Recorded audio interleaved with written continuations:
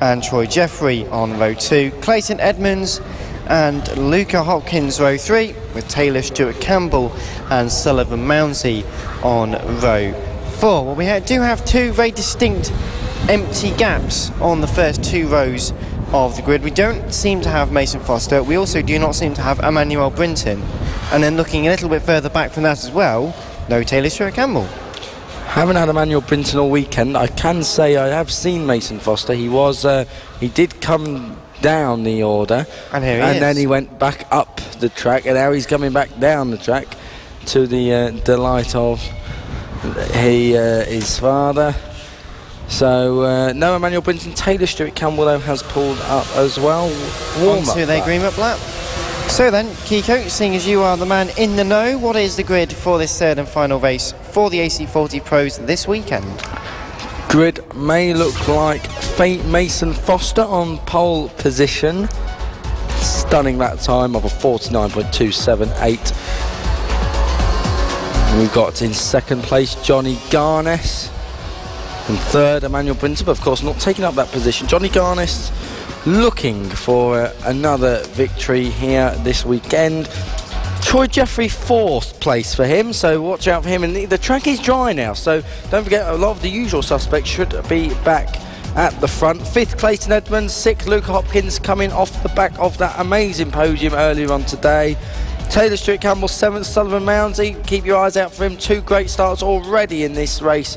He's been up to fourth at the highest at any one time. Ethan Sparks and Ben Joliffe complete the top 10. Harrison McKay is 11th. Ronnie Harris is 12th. Orlando Phillips, Jamie Woodcock, Keaton Payne, Greg Marshall and Jada Howe complete the 17-rider strong field for the Junior AC40 Pros. It's 9 laps, over a kilometre of race distance per lap. It's going to be around 9 kilometres. It's going to be a great race. Predictions will be coming in, I'm sure. We'll have a look and see what we think towards the end of the race. This one is going to be all about Mason Foster and Johnny Garnes in this championship, though. That's who it's all about. Marshall's moving away from the sides of the grid, and we will get the race underway in just a few moments' time. The revs start to build. They look towards the red lights. It's been a long hold this morning. It's a long hold in this one. We get underway now, and everyone gets away from the line cleanly through towards turns 1 and 2 for the first time out of 9, almost going 4 wide going into the first couple of corners for the first time. Very brave stuff, and so far Johnny Garnes doing very well to launch into the lead of this race. Mason Foster in second, with Troy Jeffrey in third so far. Sullivan Mounsey trying to climb up into fourth at the moment. Everyone onto the back straight. So far so good. Johnny Garnes already starting to break clear of Mason Foster and Troy Jeffrey.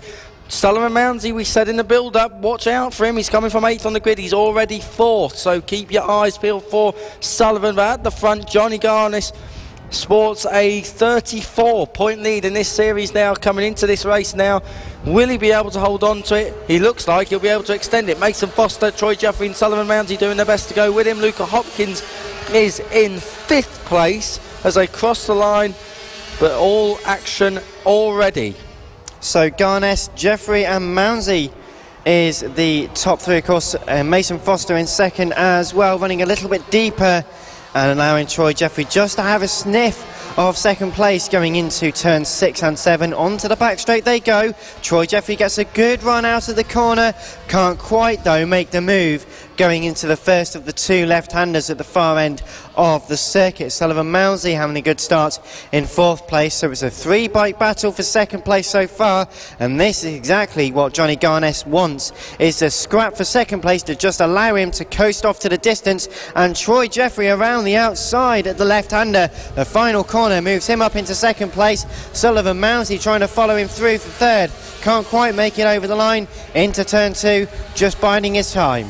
Johnny Garnes leading, then Troy Jeffrey in second, already starting to drop Mason Foster just a little bit as they go into the turn 5 hairpin. Sullivan Mounsey, all action style, trying to find a way through. Takes a tight line out the hairpin, it hooks right, then it straightens out into a left-hander, flicking you onto the back straight. Johnny Garnes has cleared off already.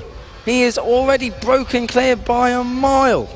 Well, effectively 1.879 seconds to be at the official gap at this present time, but it's still Garness in first, second for Troy Jeffrey, Mason Foster in third, still having to defend fourth place.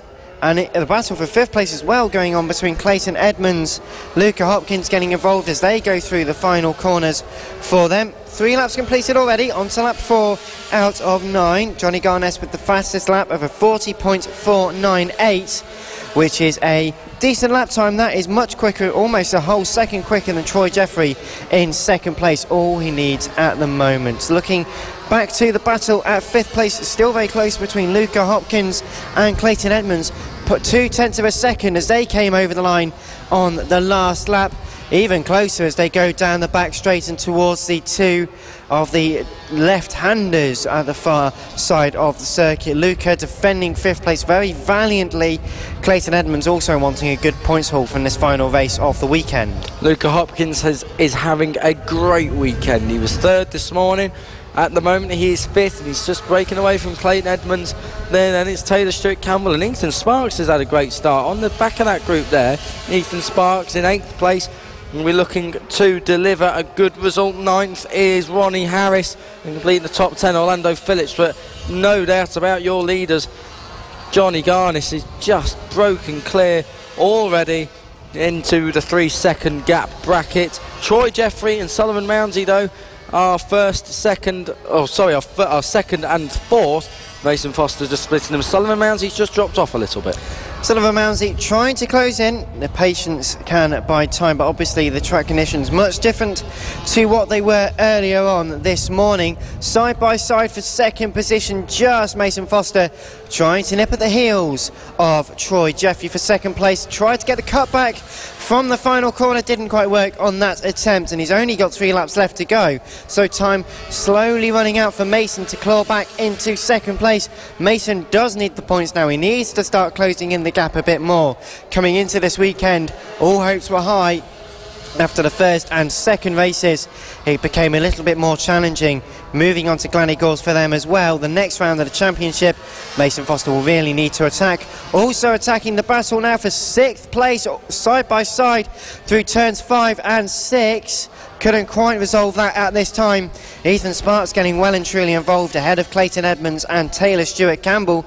Taylor having a very good day so far as well in 8th place. Luke Hopkins still 5th and heading that battle, but really impressed with Ethan Sparks, the progress he has made.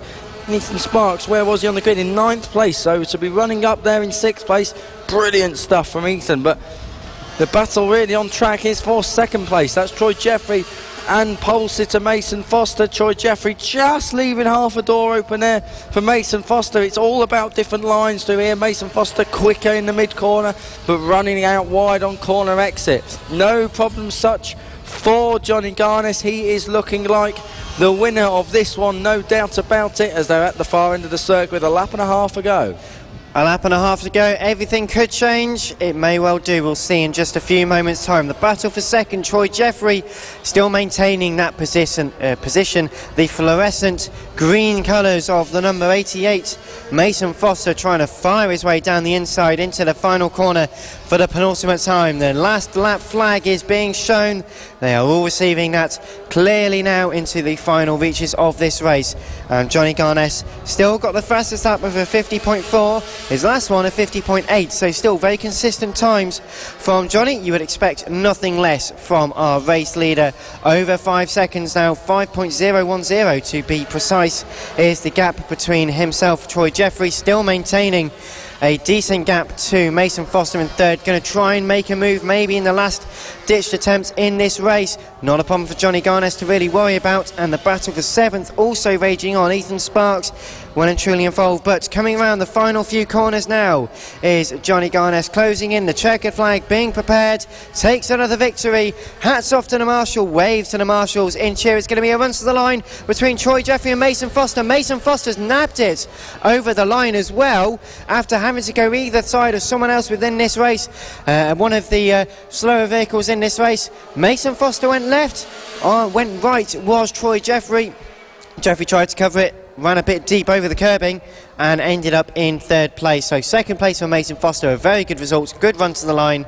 And coming over the line now, the rest of the field, including Sullivan Mounsey in 4th place, ahead of Luca Hopkins and Ethan Sparks, with Taylor Stewart Campbell, Clayton Edmonds and Ronnie Harris all rounding out the top 10 with Orlando Phillips. Harrison McKay was 11th, Ben Jolliffe in 12th place, ahead of Jamie Woodcock, with Keaton Payne and Greg Marshall due to come home in 13th and 14th, for another good result for them. So 14 strong entry in that one, and a great battle all weekend in the AC40 Pros. That will have changed the dynamic of the championship. Viewers, the live timing here at the AC40 Pros, we've got plenty more action to come, and there is the AC40 Pros just had their first race of the afternoon, the final race of the weekend for them. Coming up next, we will have the senior mini motos, will then be followed by the junior LC40 elites. The AC40 rookies will be out after them. Then it will be the Pit Bike 140 and moto teams, the mini GP50s, then the Extreme 200s. The mini F1 sidecars will be the penultimate race of the weekend, and then finally, by no means least, is the mini GP70s. Mason Foster, we should clarify, was 2nd in that race. There is obviously a transponder issue or an issue surrounding that input of data as far as Mason Foster is concerned, but our provisional results will suggest he is 2nd. That will be manually added in. Manually. Our annual visit to the Red Lodge circuit in Cambridgeshire, round 5 of the 2018 Cool Fab Racing British Mini Bikes Championship, on the road to MotoGP and the official partner series to the BSB. Senior Mini Motos will be out next. This is Cool Fab Racing. Live coverage all season on the Cool Fab Racing Facebook page and on the website coolfabracing.com.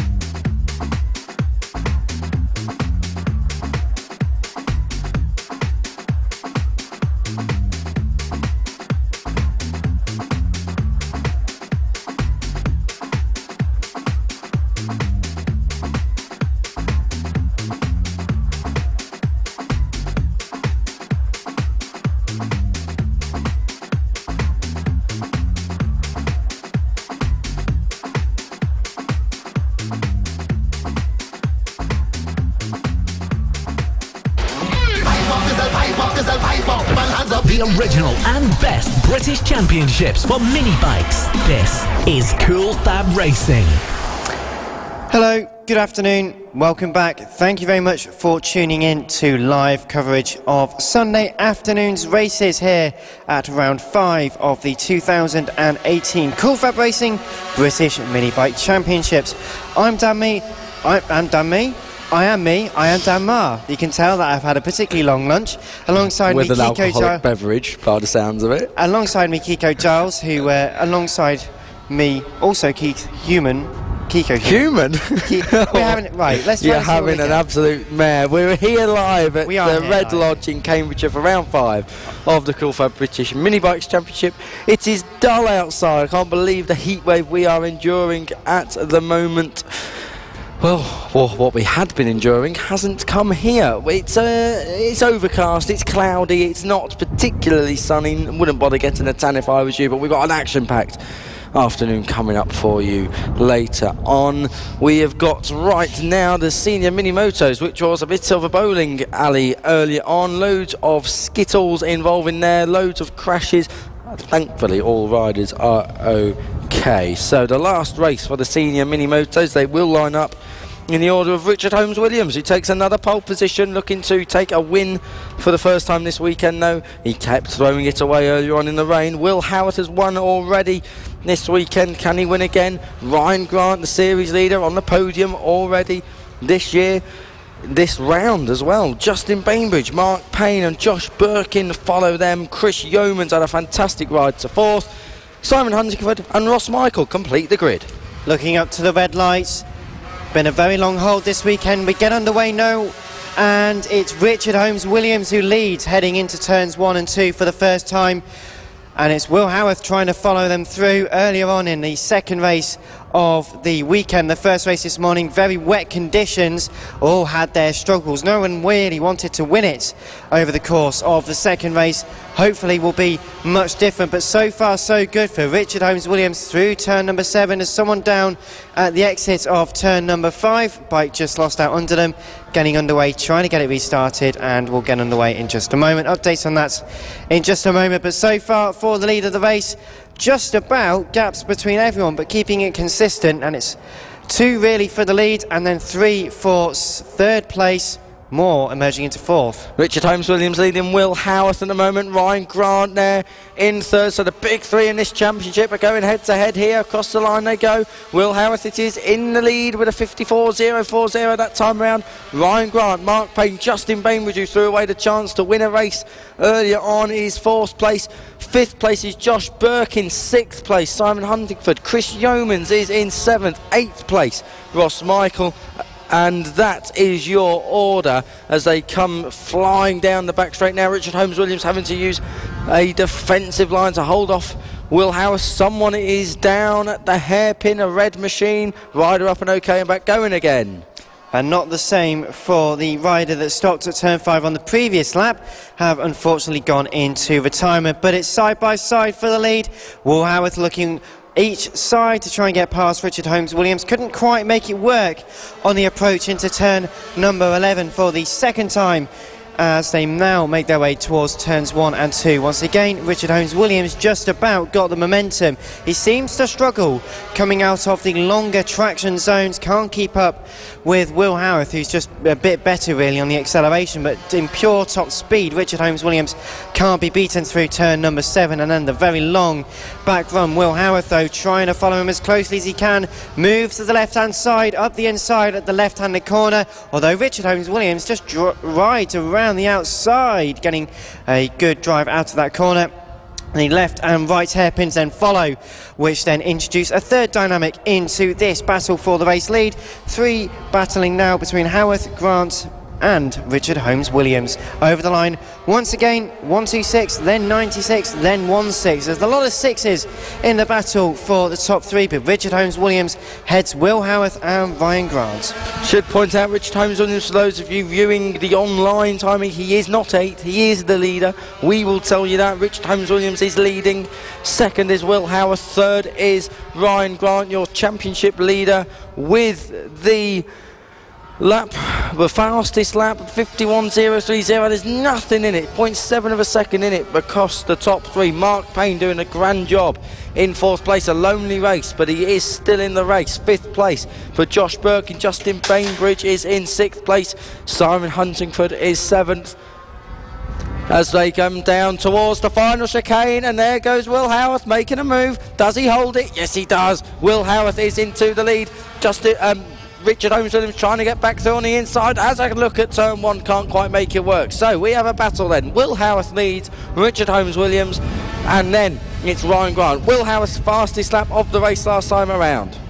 Got to be the fastest lap of the race that time around. He's taken the lead in the race. Richard Holmes-Williams had tried his best to try and cover him, coming through the right and then the left, the final 2 corners, to no avail, unfortunately. So Will Howarth promoted into the lead of this race. Richard Holmes-Williams not too far back though, and can quite easily just sit back for a while, wait for either a mistake to unfold or just wait to bide his time, get as close as they can and up the inside or around the outside. It's been done a few times in this category in previous weekends. They're on lap 5 now, just about to start lap 6. Coming over the line And it's Richard Holmes Williams in the lead ahead of Will Howard, but only just. Ryan Grant third ahead of Josh Birkin, with Justin Bainbridge and Mark Payne your top 6.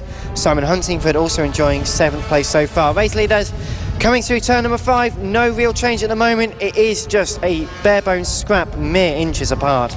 Richard Holmes Williams looking for a way past Will Howarth if he can. Going down the back straight now. We know Richard Holmes Williams doesn't have the straight line speed. He's not as lightweight as Will Howarth. Into the tight end of this circuit, flicking it from left to right. Will Howarth on the black bike, for those of you watching trackside, has got this one so far, but I wouldn't put money on that staying the way it is. Richard Holmes Williams, late apex, trying to get the run down the straight. They do go side by side. We're down to the first turn. Richard Holmes Williams on the inside. Beautiful move. Sweeps through majestically at turn 1 and takes the lead off Will Howarth. Now then, Will Howarth, how good are you at following them? We've seen mistakes from Will Howarth late in races before. We do not want to see another one. This looks like a battle going down to the last few corners. There is nothing between them. Very close onto the back straight once again. Will Howarth left it very late to brake going into turn 11. Perhaps a little too late, running onto the curbing, just slowing him up, and that was all Richard Holmes Williams needed in order to invite himself back into the race lead. Into the final parts of the lap once again there, coming up towards Chris Yeomans, who's currently running in 8th position in this race. Richard Holmes Williams on that last lap did the fastest lap of 49.8, the first person into the 49s. The last lap flag also being waved, so one lap for Richard Holmes Williams to win, or Will Howarth to make a move to take the victory in a very late stage. Through turns 2 and 3 into the infield for the final time, Kiko. They are a little bit further back than they have been. Richard Holmes Williams is looking like he's got a break on Will Howarth. They go onto the back straights, not all over it just yet. Down the back straight they go. Will Howarth looking in the draft. He pulls in closer. They're at the long left-hander now that comes towards the far side of the circuit. Nothing between them. We are through the left, now flick it over to the right. It's all about the run out of here towards the last corner, maybe a run to the line. Will Howarth is there, he's looking on the inside. Will Howarth has a look and doesn't quite make it work. It's going to be Richard Holmes Williams to take the win. And Richard Holmes Williams runs a little bit deeper, invites Will Howarth to have a look, but not quite enough. So Richard Holmes Williams, winner of the 3rd and final senior mini moto race of the weekend, with the fastest lap in hand, just 0.140 over the line between the 126 and the 96. Ryan Grant has come home in quite a solitary 3rd place. 4th place still being debated by Justin Bainbridge and Josh Birkin. Over the line, Bainbridge took it ahead of Josh Birkin to the tune of 1/4 of a second. Simon Huntingford still circulating around the circuit for 6th place, with Mark Payne due to come home in 7th. Chris Yeomans will be 8th, and 9th is Ross Michael, who unfortunately retired after turn 5 on the first lap of the race. But Richard Holmes Williams, the 126, another convincing victory for him. Will Howarth certainly ran him very close over the course of the race, and more of the same at Glanigors in North Wales in just 2 weekends' time for the 6th round of the 2018 season. More on the way here at Red Lodge. Up next will be the Junior LC40 Elites. This is Cool Fab Racing. Live coverage all season on the Cool Fab Racing Facebook page and on the website coolfabracing.com.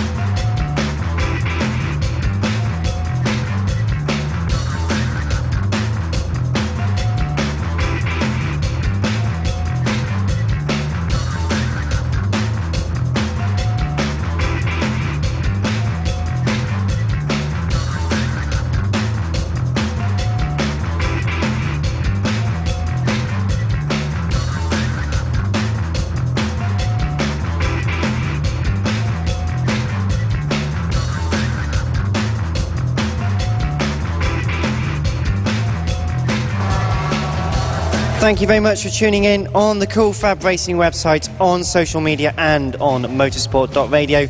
Live coverage of round 5 of the 2018 Cool Fab Racing British Mini Bikes Championships. Now, Vincent Bailey has been on, had a bit of a comment. So we had, last time out, we did a highlight summary for the social medias, and in which case we were told Red Lodge is in Norfolk. It is not. It is officially in Cambridgeshire, according to the circuit owner who was telling us this as we arrived on the circuit on Friday morning. And then Vincent Bailey, who's very kindly pointed out, is actually in Suffolk. So we are actually in Suffolk, even though it's a Cambridgeshire address, and we're also in Suffolk at the same time. I have researched this for clarification, where IP28 is the postcode. So answers on a postcard. The grid for the next race, the Junior LC40s. Very, very quick run through of what we've got coming up. Case O'Gorman on pole position, looking to convert it. Bailey Stewart Campbell next to him. James Cook, podium yesterday, starts third. Ryan Hitchcock fourth. Evan Belford earlier on, winner is 5th, Josh Bannister 6th, Troy Jeffrey is 7th, Emmanuel Brinton is 8th and takes the start. 9th place for Ollie Walker. Mason Foster, who was 2nd in the AC40 Pros, is 10th. Sullivan Mounsey, Johnny Garnish, Joe Farragher, Taylor Stewart Campbell, Luca Hopkins, Clayton Edmonds, Harrison McKay and Jamie Woodcock. That is your 18-man strong grid, and what a race we're going to have here today.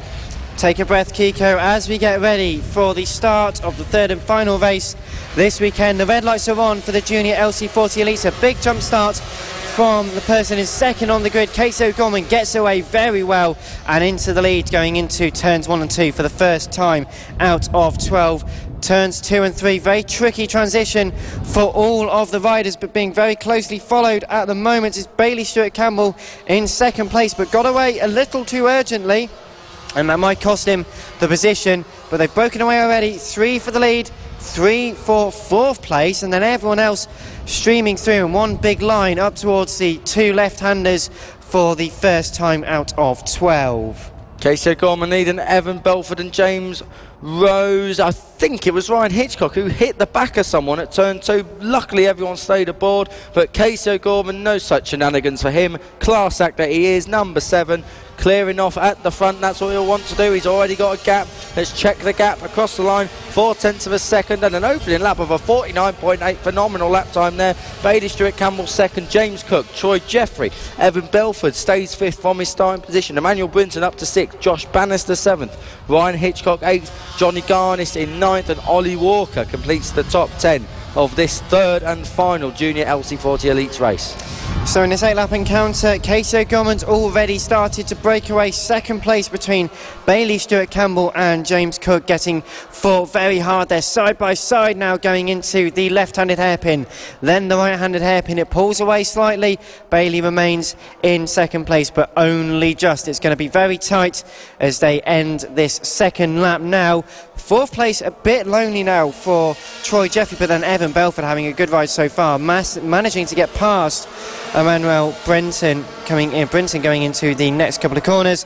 Over the line, it's O'Gorman, Bailey Stewart Campbell, Cook, Belford, Brinton and Jeffrey, your top 6, with Bannister, Hitchcock, Garnis and Walker the top 10. James Cook just having a rear end step out on him now at the exit of turn 5, stayed on board the bike though. That's important to do that. He's given himself a bit more work to do now, but he's still in the race. He's still in 3rd place, which is where he finished yesterday. Evan Belford still 2nd. Casey O'Gorman still leading this race with a commanding style. Evan Belford 4th, race winner from earlier of course, and Emmanuel Brinton in 5th, but everyone's streaming through relatively safely now. Casey O'Gorman comes to the line to complete yet another lap. 3 laps in, his best time stays as a 49.236.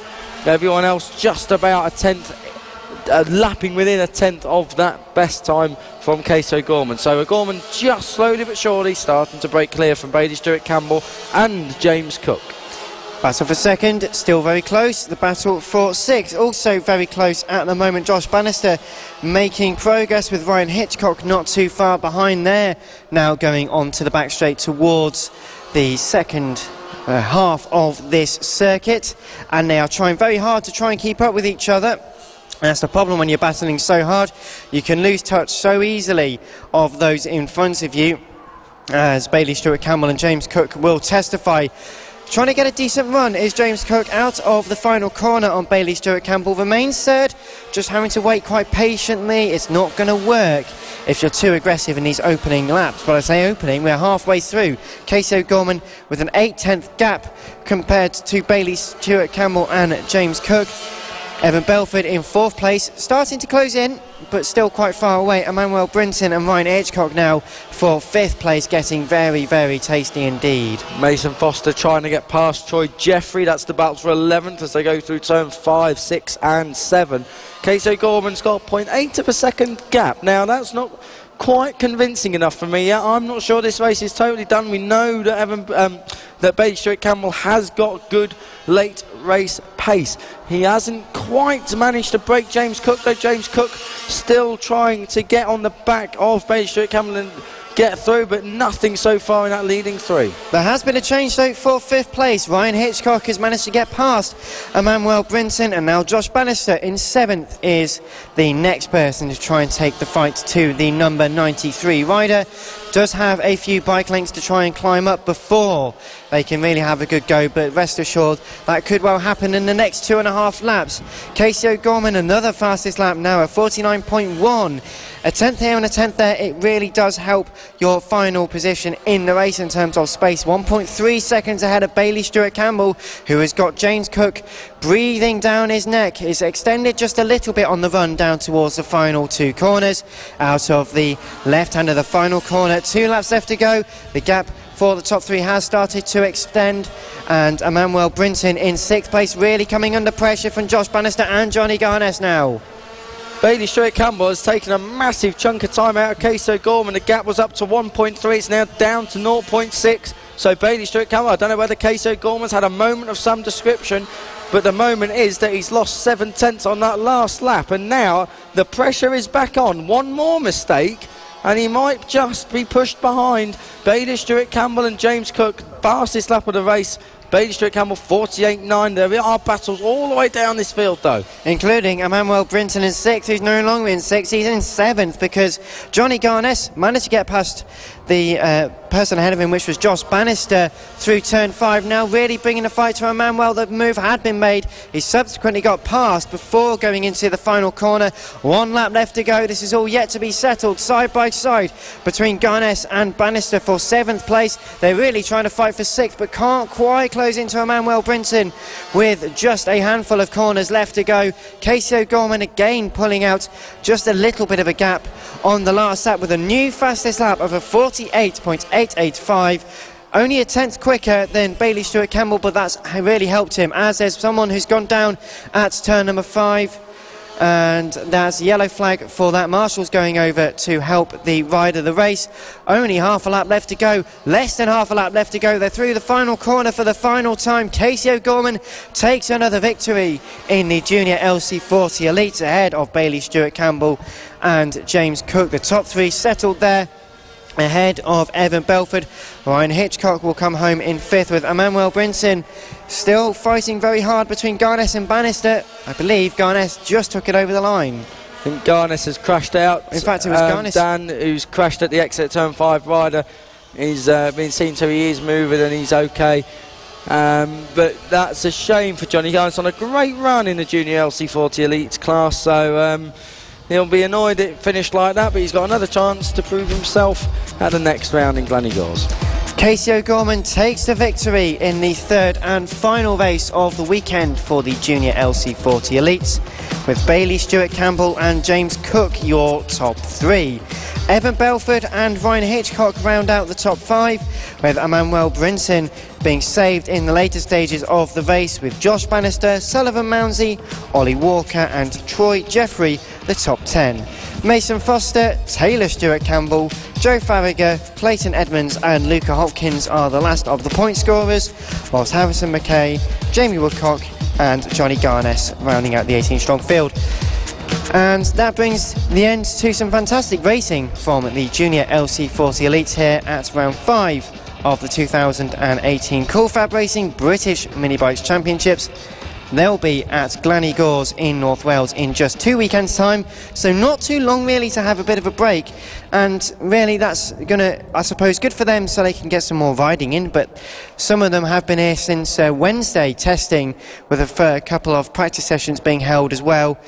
Plenty to do in the summer break here at Cool Fab. There is. There's only 2 weeks off until Glanny Gors, so that means a lot of packing up to do and unpacking to do when they get over there to North Wales. So going to be a good round, I think, over that. I've not been to GYG before. Everyone says it's a great venue. I look forward to it very much. Well, GYG in just 2 weekends' time. And if you are interested, if you've been listening to some of our coverage or seen some of our visual radio coverage we've been doing over the course of the season, go over to the Cool Fab Racing website where you can find out how you can get involved with the series. Spectating is free, so if you live locally in and around the northwest area, or indeed in Northamptonshire for round 7 at Wilton Mill, and in Lincolnshire at Tattersall for round 8, you can come along, have a look, see what the racing's like for yourself, and listen to us on the PA. I think that's the bit that everyone looks forward to, Kiko. But if you're interested also in participating, coming to help out as a marshal, or you want to get your son and daughter involved, or if yourself, if you want to come and race in some of the senior categories we've got at Cool Fab, just head over to the Cool Fab Racing website where you can find out all about the how you can get involved, all of the technical regulations, what classes we've got, and you can catch up on the 2018 coverage from us over the course of the season so far. You're listening to coverage of round 5 of the 2018 Championship from Red Lodge. This is Cool Fab Racing. Live coverage all season on the Cool Fab Racing Facebook page and on the website coolfabracing.com.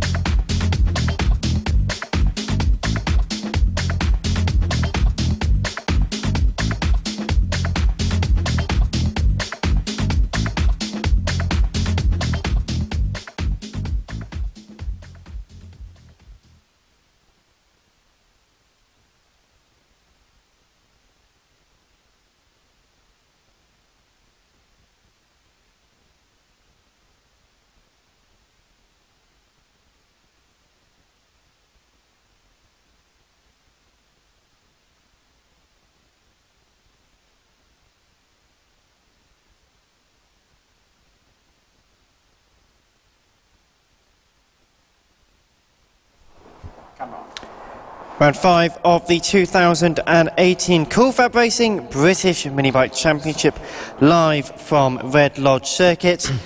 Up next will be the AC40 Rookies. We had some great displays from the AC40 Pros and from the LC40 Elites. So the rookie category always having some fantastic racing. A few new names in the category for this weekend, which is always great to see and great to hear about the new people joining in. If you want to find out how you can get involved, Cool Fab Racing, go to their website for all the information how you can sign up and participate or come and spectate. It's free.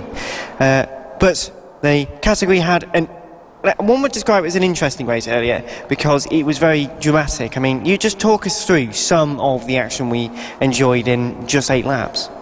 Well, we had the series leader, Henry McCartney, crashing out. We had Samuel Munson, he had a little off. We had Ollie Horner, the pole sitter, he dropped back, and then on the last lap, Ruben Bray, just coming to start his last lap, crashed at the last corner, and Finn and Werity came through. Not just that, it was his brother Max as well who came home in 6th place. So, great day for the Werity household. They'll have to get a new trophy cabinet or something. There'll be no room in the old one. Well, if I'm sure Casey O'Gorman's family can suggest a good trophy cabinet. Yes, I'm sure they can. I bet they've started building their own now.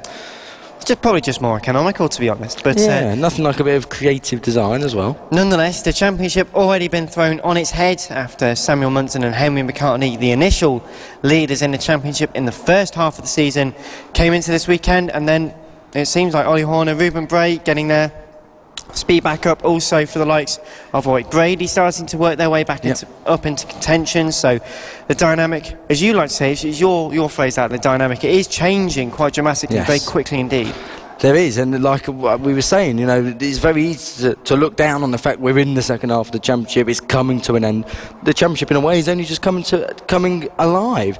If you can build up a lead that quickly in 4 rounds, you can certainly lose it in 4 races. You don't have to take the whole 4 rounds to lose it, and that's what makes Cool Fab so good. There's 3 races across a weekend. It gives more time to kind of build into that end of season stride. Anyone who's within 75 points can still win the championship, and that's a brilliant aspect to it. You don't have to be within 25 or 50, it's 75, and it adds that little bit to the end of the season.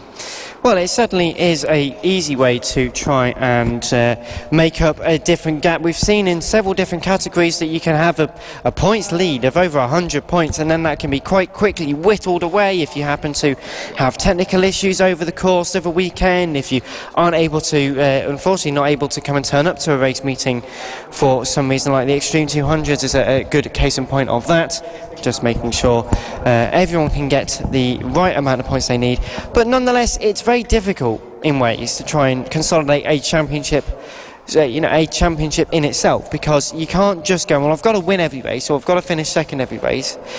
The LC40 Elites and then the AC40 Rookies and the AC40 Pros, all the categories, because they vary so differently, the midfield runnings, even if, for example, we saw last time out in a couple of results, in the AC40 Pros, as a perfect example, last time out, Johnny Garness took 2 wins and a 7th place. But because Mason Foster scored a win and 2 second places, he actually scored 6 more points than Johnny, which then started to close the championship back in. After this weekend's racing, that's then changed to go the other way again. But this shows more how quickly things can change over the course of a weekend. And of course, there aren't that many weekends to come and attend to come and race to, so you've got to really make it count when you can. Unfortunately, you're not always going to be able to do that, but you hope, because there's no drop score, so it does become a bit more difficult as well. The other thing is, especially with the AC40 Pros who came into this weekend, I had all of these stats done. Mason Foster has got more podiums than Johnny Garness. He's got more poles than Johnny Garness. He's 4-1 now after the round here. And he's got more fastest laps. But Johnny Garness is still leading the championship by, I think, what is 39 points now. Because, Mason Foster closed down the gap yesterday, but today, totally different story. Different weather conditions. From this morning to now, it's different weather conditions. It's very hard to consistently be closing down someone in a championship when everything that is out of your control, all of the external factors are changing around you. It's, especially when you're that age and that young, it's hard enough for the likes of us to be able to do things like that. But when you're only 9 and 10, 11 or whatever age, it's very hard to get your head around. But that's what makes Cool Fab such a good breeding ground, because when they do go off to the national championships in British Superbikes, off into the world scene eventually, like some of these guys will, they're prepared for it then. And it's a brilliant aspect of the series. The official partner series to the BSB and on the road to MotoGP, the Cool Fab paddocks over the years have proven what talent they can bring out of it. You know, you mentioned Danny Kent, you've got Brad Ray, who was racing in the Suzuka 8 Hour just this morning, Scott Redding, you've got Luke Mossey as well. Some of the best talent in sort of British motorcycling and also in international motorcycling having come out of this paddock. And as a reminder, we've still got the AC40 rookies to come in just a few moments' time, with the Pit Bike 140 and Moto teams to follow them.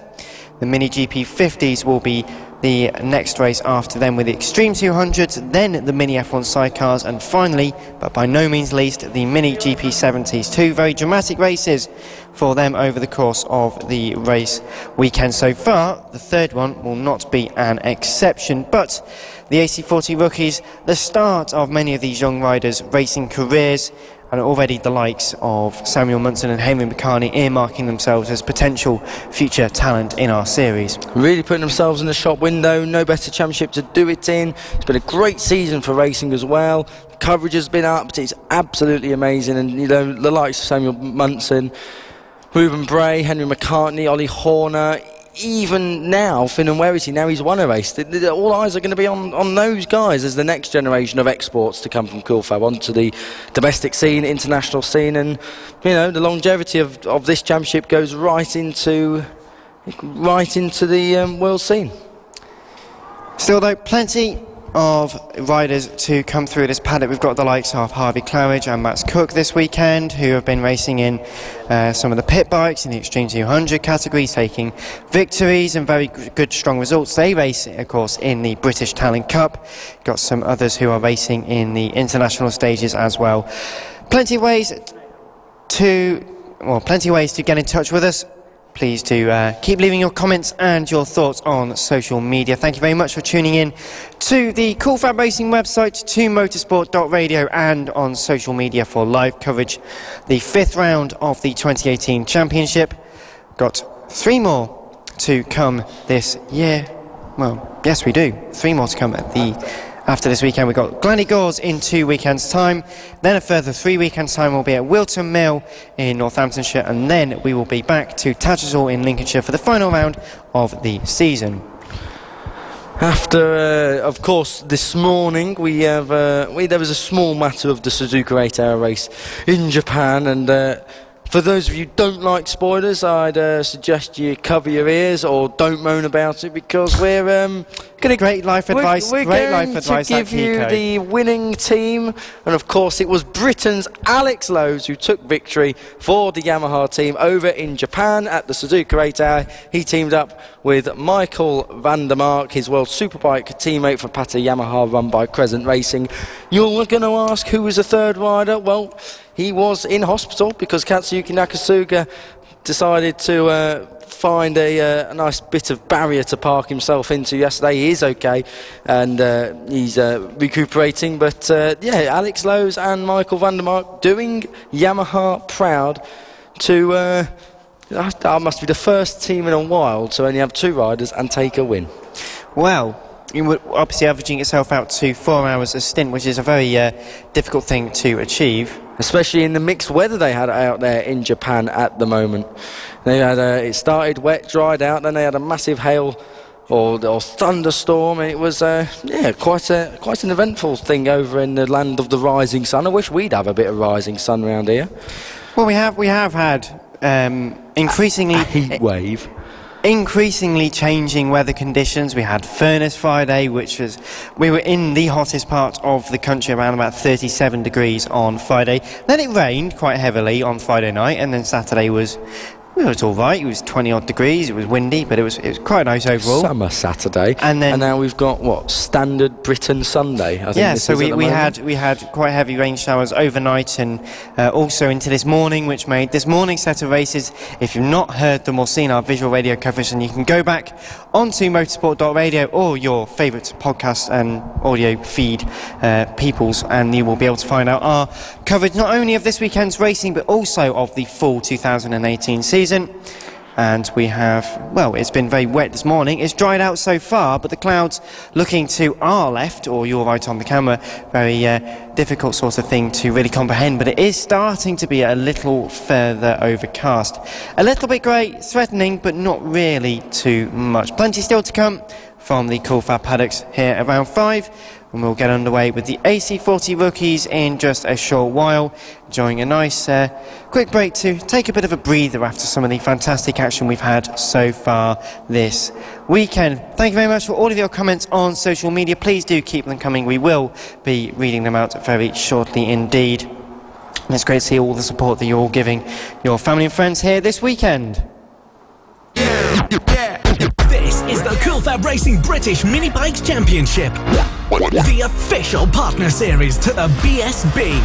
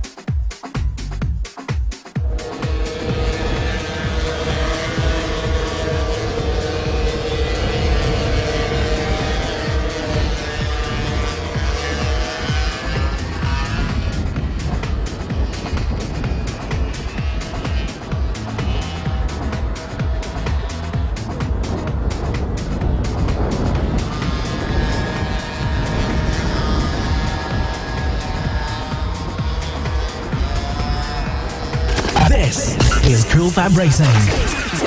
Live coverage all season on the Cool Fab Racing Facebook page and on the website coolfabracing.com. We are back underway at round 5 of the 2018 Cool Fab Racing British Minibike Championship race meeting at Red Lodge. The AC40 rookies are now making their way onto the grid and around the circuit, just getting that last minute sighting. 2 formation laps they are getting, been in the holding area for quite a while. So far it will be Ollie Horner and Samuel Munson on the front row of the grid, Ruben Bray and Henry McCartney on row 2, with Finn and Werity and Ollie Sims row 3. Archie Gibbs, Blake Wilson, Warwick Brady and Charlie Huntingford round out the top 10. I think Kiko has got some interesting statistics, because this has been a stat-breaking weekend so far. It has indeed. 4 jump starters, you naughty children out there in the AC40 rookies. Number 73, number 72, number 31 and number 99 were all given the 3-second penalty of doom.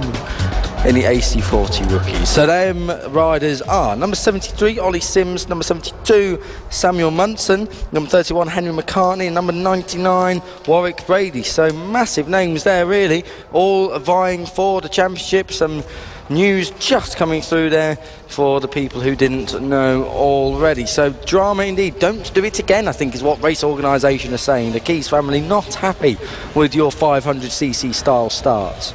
Well, it is quite a difficult thing to get away on these smaller bikes, but you definitely do not want to be overrunning it. I think a few categories over the course of the weekend have been troubled with their race starts, a few others gaining penalties. We'll be bringing you more information on those.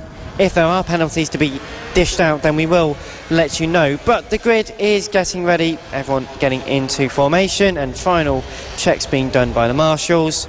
Wind starting to pick up at Red Lodge, and the sky darkening just ever so slightly. It's been quite a long hold on the red lights when we do get underway so far today.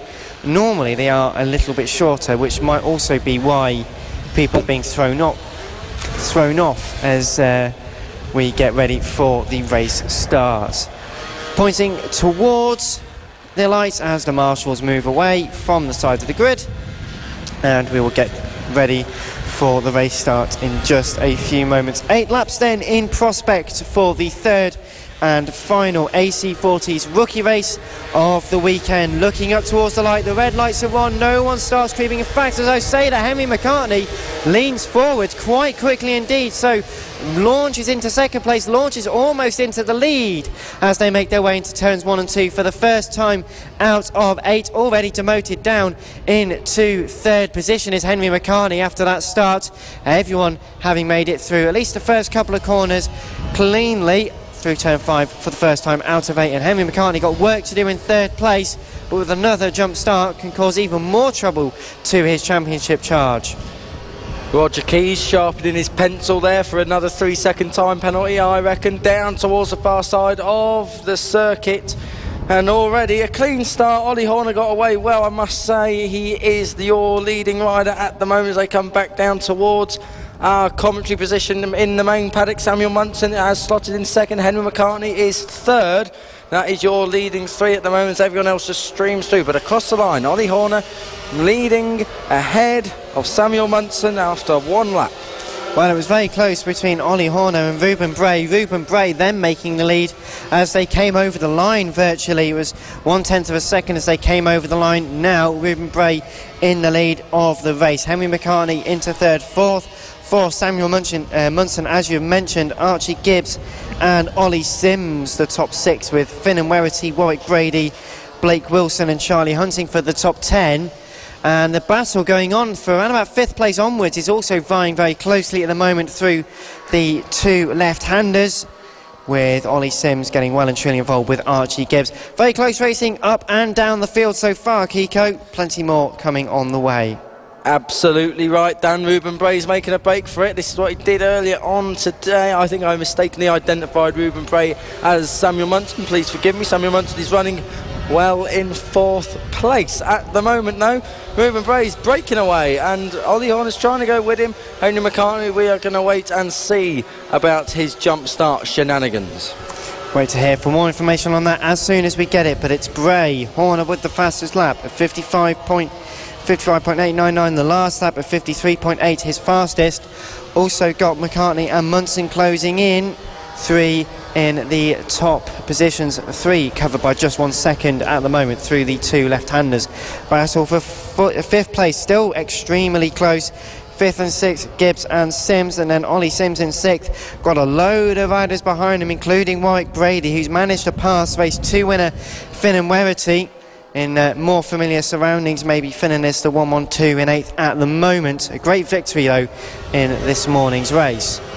Ruben Bray still leading. Ollie Horner in second from pole position. He's right in the hunt for his second win of the weekend. He won yesterday, didn't win earlier today, but he was there or thereabouts. As we come through the middle part of this circuit, it's all a bit tight. No moves really being made. No one's close enough to make a move to really start with. Ruben Bray just holding off Ollie Horner. Reasonable advantage, keeping him at bay. Henry McCartney is still in the running. Samuel Munson has dropped right off now. He's a safe fourth. He's a little bit behind the leaders, but miles ahead of the rest, so he's got nothing to worry about in fourth place. Well, he's got nothing to worry about, but Warwick Brady still making progress, passing Archie Gibbs and Ollie Sims, now up into 5th place. Managed to pull a decent gap of just under half a second over Archie Gibbs coming over the line on the last lap, and's got to work really quite hard now to try and close in the race leaders. It's half distance still. Ruben Bray leading from Ollie Horner and Henry McCartney, side by side between Bray and Horner going into turn 2 on lap 5. Couldn't quite make it through, as you mentioned, Kiko. No one's really close enough to make a solid move, but make one mistake and you'll be effectively dead in the water. As what's happening with Henry McCartney takes the lead almost into 2nd place after negotiating the traffic, really cleverly moving to the left hand side of the circuit and taking Ollie Horner. What was that about being dead in the water? Now up into 2nd place and very close to Ruben Bray, the leader. Now is this going to be the chance where Henry pounces, makes a move for the race lead, lining up a move into the left hand of the final corner, turn number 11. Not quite close enough on this one, but has made the move count for now when he's needed to and where he needed to. Everyone cheering trackside. Henry McCartney up into 2nd place now, but leading is Ruben Bray for the moment. Ollie Horner's still there, and Samuel Munson's regathered here. He's back in the mix for this race win, one of your series challengers for the championship. As they come round the turn 5 hairpin, Ruben Bray still leading. It was the traffic last time that caught him all out. No one really knew which way to go. It was a bit of a mobile chicane. At the moment, Ruben Bray 55.6 was his last lap around.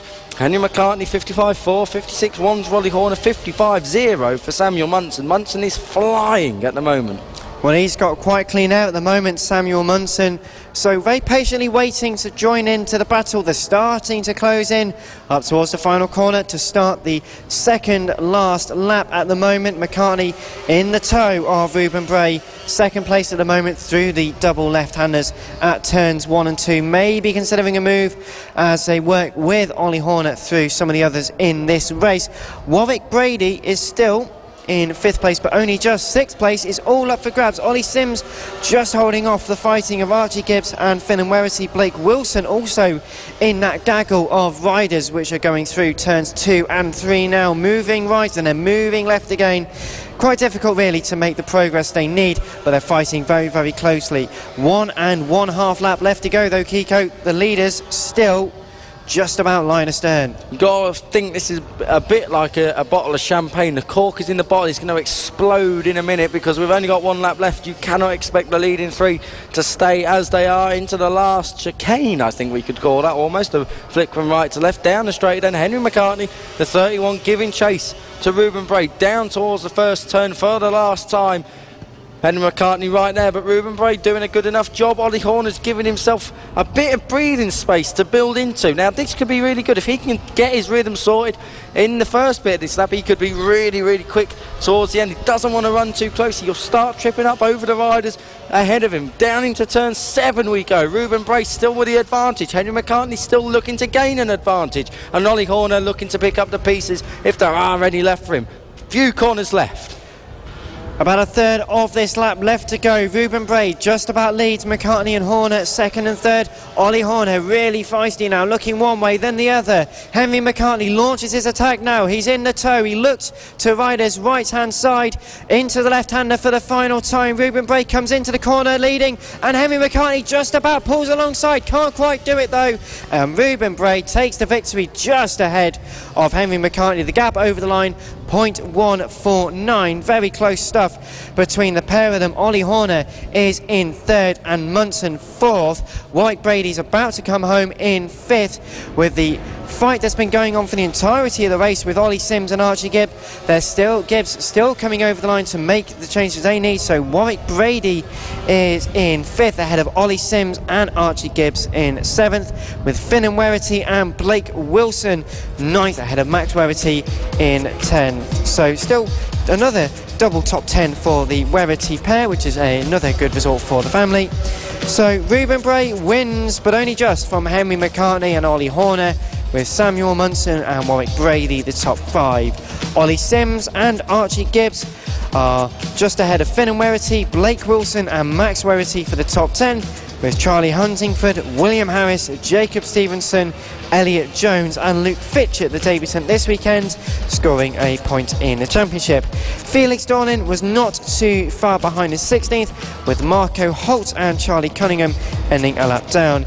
Izzy Carter in 19th and Luke Hutchinson in 20th position. So a great race there in the AC40 rookies. They will be back, as will everyone be, at Gleneagles in just 2 weekends' time. Hopefully we see some of the newer names to the AC40 rookies next time out in North Wales. Quite far away from Suffolk/Cambridgeshire traditionally, but nonetheless hopefully they can all make the journey to there. If not, then you'll be able to tune in to our live coverage. Thank you very much for all of your comments and messages on our live streams. You're listening to live coverage on motorsport.radio, on the Cool Fab Racing website and on social media of the 5th round of the 2018 Cool Fab Racing British Mini Bikes Championships.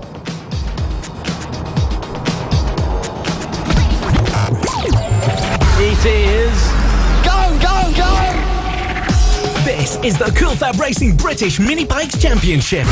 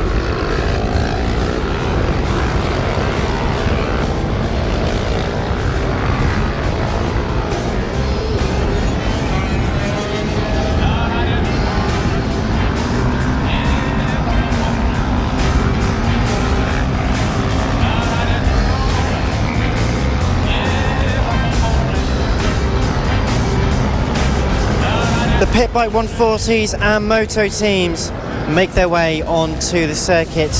A large entry for this weekend's racing, as ever in Cool Fab. And it is quite a large entry. Kiko Giles, how do they line up? Harvey Claridge on pole position, Will Howard second, Ashley Midwood third, Jamie King fourth.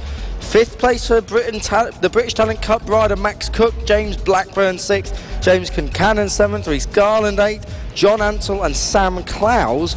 And out the top 10, Ian Jackson, Rossi Banham, Felix Hearn, Blake Ansell, Sean Whittaker, Liam Fairbrother, Darren Anderson, Brandon Perrell, Ben Pascoe, Henry Meadows, Simon Clowes, Gary Meadows, JJ Cunningham, Jason Pugh, Fraser Kinnaird, Alistair Kinnaird, David Wilson, Andrew Wells and Adam Sweeney. It's a rammed grid, 29 riders, and they've got to fish their way through the opening 5 corners. It is going to be scary. Nonetheless, as they started this morning, they were one of the few categories which didn't have too many dramas in the wet conditions this morning, so they have set themselves a precedent.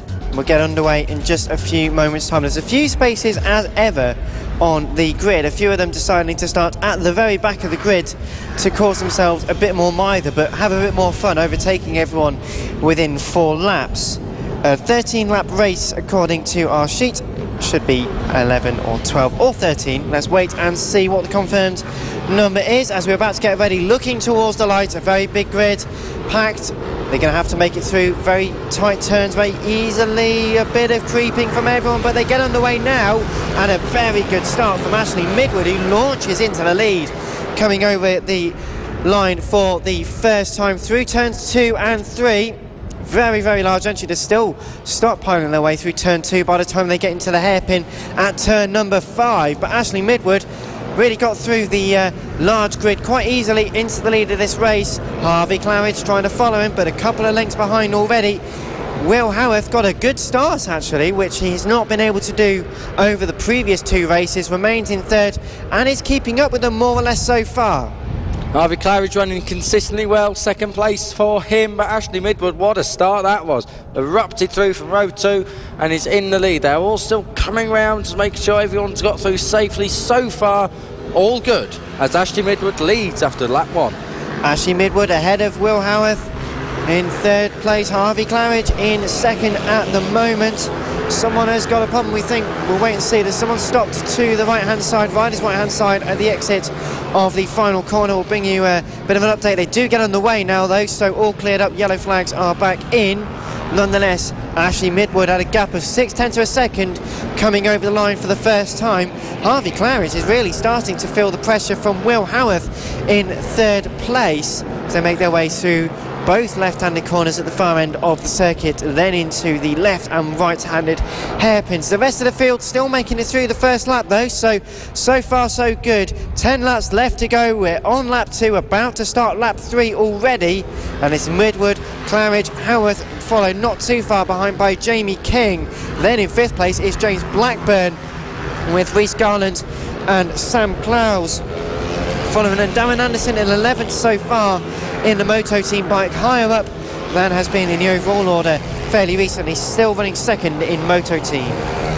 Ashley Midwood was a little bit wide that time around at turn 5, on the exit of turn 5, gives Harvey Claridge a little bit of inspiration if ever he needed any. 3rd place still Will Howarth. Harvey Claridge to the fastest lap of the race, 47.210. Not bad at all from Harvey Claridge. That is a solid lap time. Looking down towards the next Motor Team riders after Will Howarth. 2nd is Darren Anderson, 3rd is Jason Pugh, and then it is Simon Clowes. Closing in now for the battle for the lead. Harvey Claridge with the fastest lap, a 47.2. That wasn't his last lap, it was a 48.7, which was still 4/10 quicker than the number 40 of Ashley Midwood. Someone goes down on the exit of turn number 11, the final corner. They've picked the bike up and are waiting to restart. There's a big field, so they've got to wait for loads of people to pass before they can get underway. Not such a problem that Harvey Claridge is really facing. Goes for a late move up the inside into the first of 2 left-handers in the final third of this circuit, into the left and right hairpins. Couldn't quite fight for the lead on this occasion, but it's still line astern. Midwood, Claridge, Howarth for the race lead. Claridge into the yellow flag zone at the final corner. No overtaking for the time being. Claridge lining up Ashley Midwood and gets past him by turn 1. So Harvey Claridge releases himself and goes into the lead of this race. Ashley Midwood now will look to try and fight back, see what he can do. I'm not so sure though he's got an answer. Lap times are in favour of Harvey Claridge at this moment in time. However, Ashley Midwood has now got someone to follow. He's got a marker, he's got a very good marker in Harvey Claridge. Both dropping Will Howarth. Howarth is dropping off then in 3rd place. So Harvey Claridge, your new leader. Harvey Claridge leads, and it's also Will Howarth in 3rd place, starting to close in as spots of rain start to appear on the commentary box window. Is this sign of things to come? So far they're all running on slicks on lap 5, coming over to start lap 6. 7 laps to go in this race, and Will Howarth is also closing up to Ashley Midwood. So in the case of 2 laps, it could be a case that Ashley Midwood loses 2 positions, which he would not particularly, or Ashley would not really enjoy. Jamie King still in 4th place ahead of James Blackburn, Garland, Sam Clowes, Ian Jackson, Rossi Banham and Brandon Perrill, your top 10 at this midpoint in the race. Sean Whittaker and Darren Anderson fighting very hard with Brandon as well. Say about the rain, that would have an interesting complexion onto this race at the moment. No one wants to push too hard now. It could just be a case of mental rain. Chris Walker once coined the phrase mental rain. It's when it just appears on your visor, but it's actually not doing a lot on track. So we'll wait and see how heavy this rain gets. It's definitely falling, but not at a rate that would make too much of a difference at the moment. Will Howarth looking both ways into turns 1 and 2, both left-handed corners. You can quite easily make a position if you're just right alongside them. Couldn't quite do it on this lap though, as they're negotiating some of the other runners in this race. Ashley Midwood preferring a much deeper, wider line through turns 5, 6 and 7. For example, the Moto Team bike obviously preferring a more pointed approach, which helps with its maybe less traction than the pit bikes can offer. But Harvey Claridge not improved his fastest lap, still cruising around. Well, I say cruising, he did a 48.6 his last lap, which is still the quickest out of anyone on circuit, with a 1.6 second gap over Midwood and Howarth. Jamie King still in a bit of no man's land, still fourth behind Howarth but ahead of Blackburn. Sean Whittaker just goes for a move on Brandon Perrell. That is for 10th place, makes it work as well. That was at the far side of the circuit, the long left-hander that hooks round. Brandon Powell then down to 11th. He's got work to do to get back into the top 10. But Harvey Claridge, no work to do for him as long as he keeps it upright. He has got a race sorted out here. 47.2 was his best lap. He was half a second slower than Ashley Midwood though last time around, so this race may not be over just yet. 1.2 seconds is the gap, and there's 5 laps to go. Starting to close in once again. 5 laps to go. As Kiko's mentioned, we're on lap 8 out of this race so far. As a reminder, it is Harvey Claridge in the lead ahead of Ashley Midwood and Will Howarth. Jamie King still is ahead of James Blackburn. Rhys Garland and Sam Clowes remain 5th and 6th. Jackson, Banham, Whittaker your top 10. Now Whittaker's gotten past Brandon Perrell with Darren Anderson, Liam Fairbrother, James Concannon and Simon Clowes the top 15. Will Howarth still reigning just behind Ashley Midwood. It's closing in but not too much. They're not in a position really to attack or defend from each other. It's just a little bit too far out of reach. Also out of reach is Harvey Claridge, 2.7 seconds. That gap has increased dramatically over the last couple of laps as well. Harvey Claridge, yeah, job done I think for him. 2.7 seconds. He'll do well to lose all that in the 3 laps he's going to have to go. Through the last corner he comes. Harvey Claridge to the line, looking so good, looking very, very confident. More spots of rain on the commentary box window. It's definitely raining now. Harvey Claridge leading nonetheless. Ashley Midwood second, Will Howarth third, Jamie King there in fourth. They're all spaced out. There's no real battles really apart from Sam Clowes and Ian Jackson. We're waiting for that one, although Sam Clowes looks like he's lost a bit of time.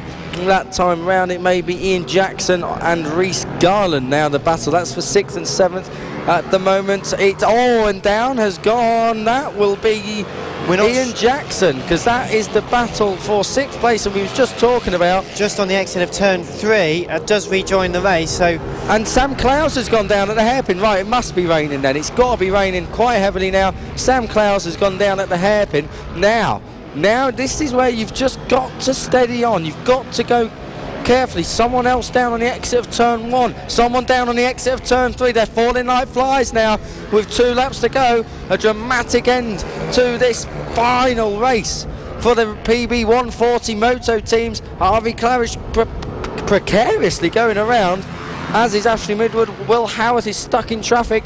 All sorts going on. It's very precarious. Down at the last corner we've got an accident. Someone down. Rider is okay getting to his feet, so it is wet all around here. Well, when it starts to rain it really does become tricky. You've got less than a lap and a half to go. The race leader's heading towards the final corners now, and that tyre temperature and the grip is on a real knife edge, because you've got to really just treat it like a iced cake basically, because you can't go in too hard because you'll just lose it all and it all will go off. But you can't go in too soft either because nothing will happen. You've got to really keep the tyre temperature up on these slick tyres. Through turn number 2 is our race leader. You've got someone else down now. Harvey Claridge has been reeled right in here. Ashley Midwood's looking on his inside. He's going to go for the move. He's very, very close on the exit. Turn 5, no move there. Harvey Claridge he's let it go a bit too much here. He's got to stay confident. He cannot allow the heat to escape his tyres. He's on the far side of the circuit now. Harvey Claridge. And Ashley Midwood's looking on the inside. He's going to park it. They're stuck in traffic. All sorts of issues here. Ashley Midwood's going round the outside. Harvey Claridge is stuck. I think Midwood's got it. Yes, he has. Ashley Midwood has got it on the run now, down to the last chicane. It's Ashley Midwood who's going to win it. Ashley Midwood just about takes it finger up in the air. I've got number 1. I am the race winner in this one. And Ashley Midwood, courtesy of a great battle with Harvey Claridge and really using the other riders in the race to his advantage just to try and make sure he could get through, pick the right lines where Harvey Claridge was getting a little bit caught out, and someone else goes down on the slowing down lap as well. Simon Clowes, he hasn't crossed the line yet, he's still on a live race. He tangled with someone, not sure who that was. I don't know if it was traffic, didn't seem like it was a fellow motor team rider, but Simon Clowes down at turn 5. Ashley Midwood wins, Harvey Claridge is second, Will Howarth is third, Reece Garland, Jamie King, Sean Whittaker's your top 6, then it's James Concannon, Ian Jackson, Sam Clowes and Rossi Banham. Brandon Perrill will be 11th, 12th for Darren Anderson as he comes across the line. We are now awaiting Simon Clowes, we're not sure who it is going to be. Scott Grant gets 13th, 14th goes to... As we wait now, the 133 over the line Clowes, now. That's 133. Henry Medus gets 15th as well. So hectic end to that PB 140/Moto team race. More action to come though. We next up have the Mini GP 50 race. That's coming up next. Plenty then still to come. Round 5 of the 2018 Cool FAB-Racing British Mini Bike Championship from Red Lodge, and it started to rain once again. This is Cool FAB-Racing. Live coverage all season on the Cool FAB-Racing Facebook page and on the website coolfabracing.com.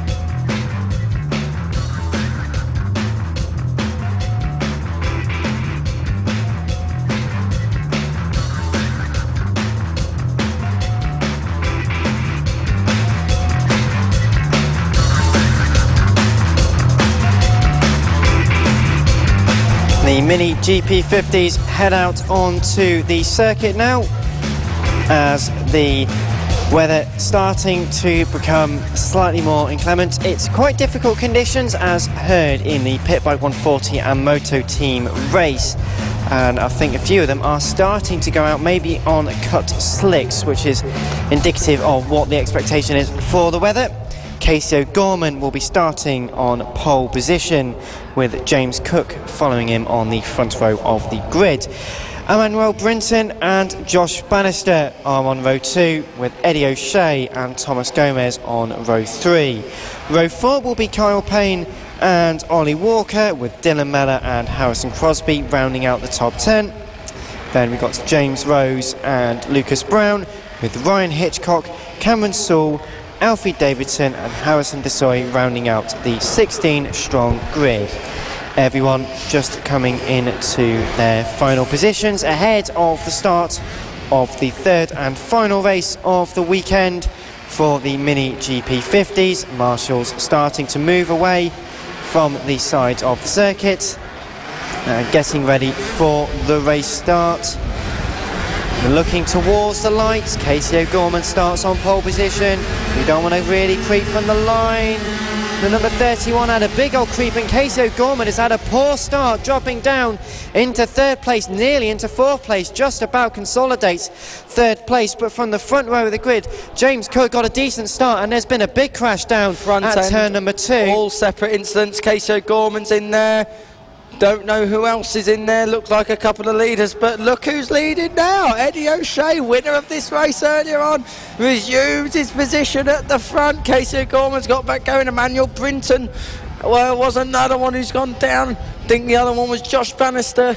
He's up and okay. All the riders are up and okay, but out front, well, drama already dramas. And we've got someone down at the far side of the course, not sure who that is. Rider up and okay, making a song and dance about it. That's what we like to see. But out front, Eddie O'Shea, look at the lead he's got. And in this as well, we've had someone who's gone down at turn number 7, and Eddie at the O'Shea, last corner, as someone else has gone down. My goodness me, the conditions not great for these slick tyres. The red flag has come out to restart this race. The few ones that have managed to get through the first lap unscathed, thumping the sides of their bikes because they're thinking, well, we managed to get through.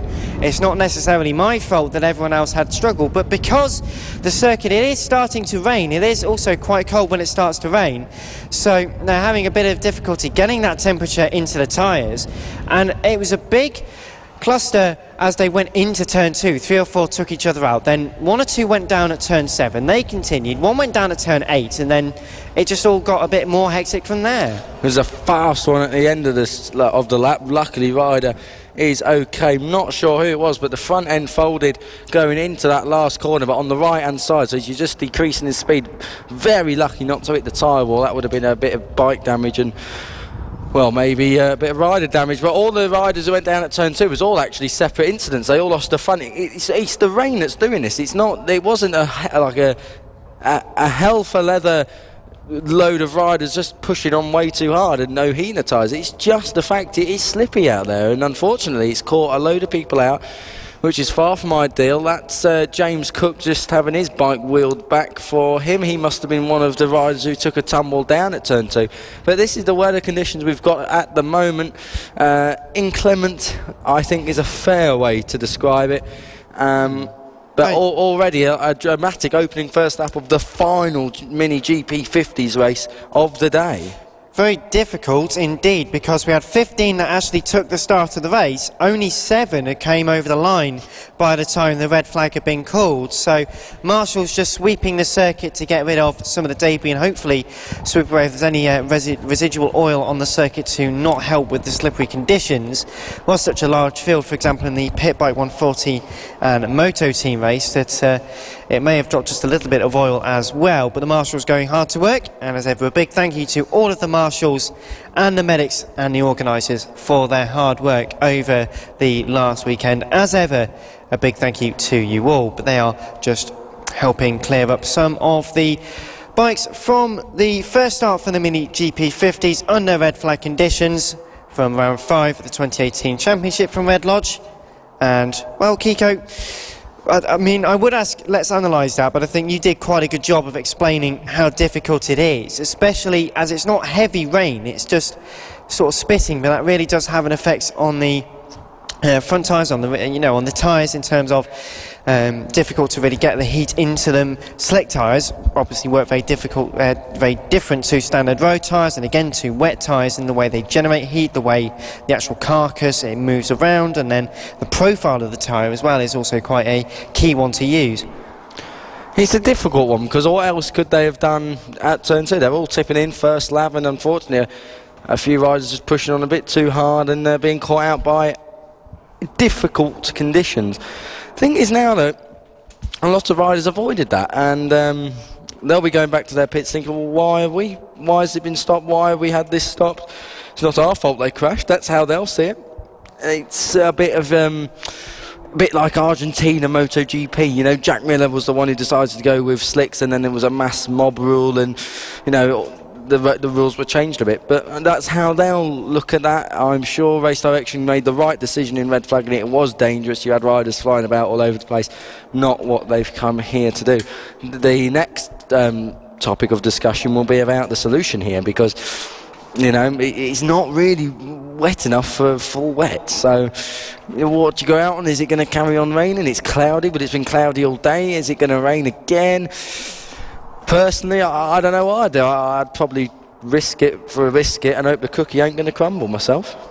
Well, Kiko Giles, famed motorcycle racer, suggests going out there and risking it might potentially put some more pressure into the tyres. If you can heat them up and get them heated up quicker, that might be able to help them in their progression in the race. It might be a good enough thing for them to do. I'm sure they're having a few discussions down in the assembly area. The riders saying, actually, can we try this or can we try that? Or saying, can you maybe let a bit of air into the tyres or put a bit out? Yes, so all in all, it's quite exciting here. Third race of the Mini GP 50s under red flag conditions. It is under red flag conditions. We have 10 minutes until the race restarts as a wet race. So that is the latest on that one. So riders and teams out there, wet race is the rules, and you have 10 minutes until the start of this race. So declared a wet race, and you have 10 minutes until it restarts.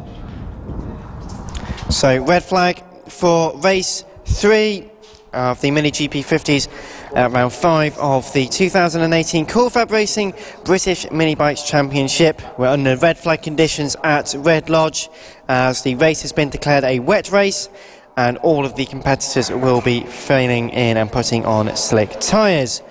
Plenty still to come this afternoon here at FAB. We have got the Mini GP50s are out next, which are the ones which are currently putting on the wet tyres. The Extreme 200s will be following them out whenever we get finished with the Mini GP50 session. Then the Mini F1 sidecars will be out next after them, and then the final race of the weekend, the Mini GP70s, which will be even more exciting after 2 very hectic races over the course of the weekend so far.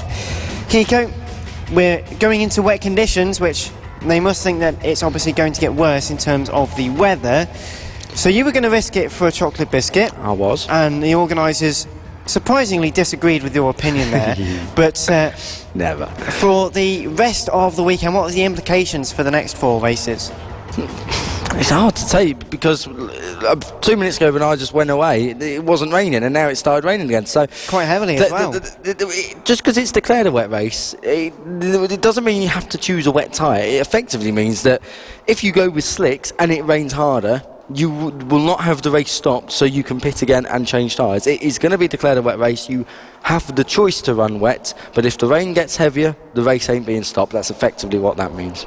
And do you think most of the competitors will fit those wet tyres on then? At the moment, I'd say yes, because it's raining, and if it's raining and you're on track when it's raining, that's not bad. You can cope with that. It's when it's rained and you're on track and there is no rain and it's drying out, that's when the problems start. If it wasn't raining right now, I'd gamble and go with slicks. Unfortunately for you, it is raining though, so... Unfortunately for me, it is raining, but fortunately enough for me, I don't have to put anyone out on a bike out there. I can sit in a nice, warm, air-conditioned comms booth. And this isn't air-conditioned. It is. We've got a window open. It's all the same. Air cooling. That's air-conditioned. It's an AC40 window. That's what I reckon it is. We do have plenty of comments coming in. Thank you very much for all of your comments. Listening to live coverage of the 2018 FAB-Racing British Mini Bike Championship. Plenty of stuff, plenty of comments to come in from all of you. Thank you. Please do keep them coming in, and hopefully you're enjoying the action from home, wherever you are, in fact, all around the world, listening, watching, tuning in, however you like to digest the FAB-Racing. We've got A few comments got Margaret Bailey saying go Ollie Hornet in his last race, and Henry Mack Racing number 31 saying go Henry, and a few of the checker flag emojis in there for good measure. Dane Brady, I believe, saying good luck Bugsy number 99, and then we got Cindy Tanner saying don't rule him out. Unfortunately, Cindy, I'm not sure who that's in relation to, but whoever it is, we can't rule them out. What we can rule out is this being a dry race. I'm fairly sure that is going to stay wet now for the remainder of proceedings here today at Red Lodge. There is no way that's going to dry up. You can hear the rain over our headset here coming down. It's not a great weather situation. I mean, we've had, 9-10 weeks of just glorious sunshine across the UK, and all the bad weather comes at once for a motorcycle race. But is such the case for motorcycle racing enthusiasts and motorsports enthusiasts, of course? And yeah, it makes an interesting viewing in the next 10 minutes, that is for sure. So we're on the red flag conditions for the Mini GP50s, as this race has been declared a wet race, so the competitors all deciding what to do in the middle of this red flag session. Not too long until the start or restart of the third and final Mini GP50 race of the weekend. As you all, if you are tuned into our visual radio stream, you may be able to see some of the rain currently pouring off the cameras and onto the tracks. Hello to James Ansell, who is also watching the action this weekend. Thank you very much for tuning in, and thank you also everyone for all your comments so far. I'm going to have a little quiz now, I think. The Pit Bike 140 race, or all of them throughout the season, there has been 11 podium finishes in that class. Not the motor teams, that's a separate class, just running the same race. Pit Bike 140 riders, there are 11 that have had a top 3 result. Name them. The first one to name them, either online or up here at the commentary box, gets some experience points. Some XP. Do those go on to the same League of Performance thing that's on the Superbike show every Thursday from 8? Exactly, the Superbike show. Get tuned in next Thursday, 8 till 10. We'll be discussing everything Cool Fab, everything MotoGP, the Czech Republic version. Brno, of course, the next round, the 10th round of that series. Reviewing British Superbikes from Brands Hatch. Previewing British Superbikes to come from Thruxton. We'll be on about the Suzuka 8 Hour and Alex Lowe's and Michael van der Mark's scintillating performance out there in a sun-soaked and rain-soaked Japan, of course, of which it has been both. We'll be talking all sorts, and if you want to come on the show as well, if you are a fellow journalist or if you are a motorcycle racer and you want to come on and get grilled about your career to date, let us know. Motorsport Radio is your Facebook link, at M-Sports Radio is your Twitter.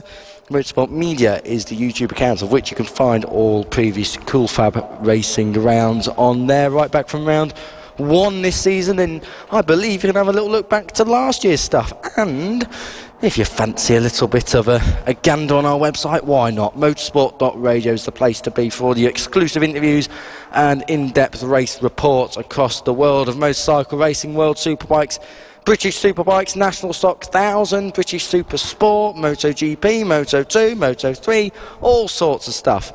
Get tuned in. Motorsport.radio, also good for cars, but I'm leaving that one for the car enthusiasts. 2 wheels, 4 wheels, everything in between. Motorsport Radio is your place. Trikes. For the... There could be, I think, well we won't go into the anatomy of every single form. Do we have a trike motorsport championship? I believe so, yeah. It's called sidecars. That's very true. But for those of you who think you've heard a one-sided conversation, our producers just suggested the answer of sidecars to, is there any form of trike racing? Do we have a one-wheel championship? Yes, we do. And I don't know if he'll be watching. Paul Vickers, 3rd in the World Wheelie Championship. The dad of Ryan Vickers, of course, National Superstock 600 champion-elect. And they're just down the road in sunny Thetford. I bet they're not having the terrible weather. I don't think it's very sunny at the moment. No, I bet the sun is shining in Norfolk, of which we are not in. No, we're in Suffolk, but officially the address is registered as Cambridgeshire, which is why some people are disputing the whole Suffolk and Cambridgeshire. It's a very in topic to discuss. It's a very tricky balance. It's almost as difficult as conversations such as, is it a roll or is it a cob? and is it a scone or is it a scone? I mean, it's a scone and a roll for me. I'm having a scone roll. Well, it's a scone, but then it's gone. It's very true. That's how I've always been taught about that. All the answers to all the questions you've always wanted to answer in life, and absolutely nothing to do with motorsport. That's motorsport.radio. Do tune in to our website. Plenty of stuff to catch up on in the next few weeks. Very busy month for Motorsport Radio. We've got 3 rounds of the Cool FAB-Racing British Mini Bike Championships, and in about 3 weeks as well, also live coverage of the 2018 24 hours at Snetterton for the Citroën 2CV Racing. Yeah, really, they do go around the circuit for 24 hours, and no, they don't roll anywhere near as much as you think they do. They only do 3 laps though? Because if it's a 24-hour CV race, I assume that's like a 3-lap sprint. No, it's a 24-hour 2CV race. Very slightly different thing. I see. I thought it'd take them like 8 hours to do 1 lap. That's what I'm thinking. I think are they quite quick? Are they quite rapid? They reach about 80 miles an hour. But when I commentated on the race 2 years ago, one of the things at Motorsport Radio we first had started broadcasting, and it was quite interesting. In conditions somewhat similar to this, which is quite a light rain shower and a bit of wind, it can slow them down upwards of 20 miles an hour. Wow. But I bet it could speed them up 20 miles an hour as well with a tailwind. Not quite. No? Not quite. But for all of that and more, do keep an eye on motorsport.radio, an action-packed month of August. So, Cool FAB-Racing, round 5 of the 2018 Championship. Currently declared a wet race as the Mini GP50s are out waiting to see who has picked what. I am thinking most people, after the calamitous first lap, will be deciding to go out on to wet tyres on a wet circuit. The engine's starting to rev up as we are getting ready for the restart, round 5 of the championship, the 3rd and final race for the Mini GP50s, and it's going to be quite dramatic in these changing weather conditions to see who can manage it the best. Eddie O'Shea had managed to get through the mayhem of the first lap and into the lead of the race, looking to take 2 wins on the same day, which Casey O'Gorman would certainly like to dispute, but had a very poor start off the line at the first time of asking, and it got caught up in the melee at turn 1. Be interesting to find out how they will negotiate them first couple of corners. Expect Eddie O'Shea to erupt through. I mean, he is a bit in fine form, I think, today. Case O'Gorman, of course, looking to get a good start for the first time in the wet. Hopefully he's okay after that small get-off he had at turn 2. There's a couple of other riders in there too. But all in all, this is a really open race now. We said earlier, rain's a great leveller. It's proving to be a great leveller, and we will see who's going to do the business in this one. Not long now until the restart of the 3rd race for the Mini GP50s. If you've only just tuned in, where have you been? But we are under the red flag conditions because this has now been declared a wet race, and for good reason, because it's wet. So the organisers just suggesting that people go and put on some wet tyres on a very difficult track surface, quite greasy after earlier's rain as well. It will hopefully dry out a little bit, but it's intermittent rain, but intermittently heavy or just not on at all. So getting underway in just a few moments. I've got to say, it doesn't look that bad, but it's the kind of rain that does make you quite wet. I know that sounds a bit silly because most rain does make you wet, but what I'm saying is it doesn't look a lot, but it's a lot more than what it really is. So the Mini GP50s bring our slight waffle session to an end. They go out onto the circuit for their formation lap. We will have, I believe, a full grid restart, which will see Casey O'Gorman once again starting on pole position with James Cook alongside him on the first row of the grid. Emmanuel Brinton heads up row 2 with Josh Bannister. Then it's Eddie O'Shea. Watch out for him, he's a wet weather specialist. Thomas Gomez, Kyle Payne, Ollie Walker, they're all in there. 9th and 10th is Dylan Mello and Harrison Crosby. James Rose in 11th. 12 for Lucas Brown. He had a fine run in race 2 earlier on today. Ryan Hitchcock 13th, Cameron Sewell 14th, 15th and 16th Alfie Davidson and Harrison Desoy.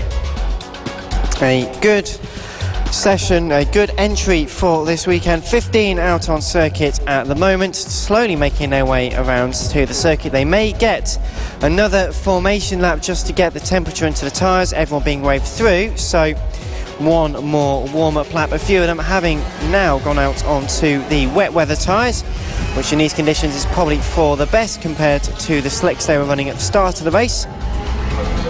And as they continue on around the circuit, it'll be a good challenge to see and hear who will be able to keep up. I'm sure Casey O'Gorman has had a bit of practice with his clutch from the assembly area and will be looking to make a better start than in the third race first time around. But we had this earlier in the rerun, well, the first of the Mini GP70 race, or the second Mini GP70 race. They had two starts in it. Casey O'Gorman didn't do very well off the first start, but on the second it will be much better for him. So will he do better? We will find out in just a few moments' time. Thank you very much for tuning in. You're listening to live coverage of round 5 of the 2018 Cool Fab Racing British Mini Bike Championship, the official partner series to the BSB and on the road to MotoGP.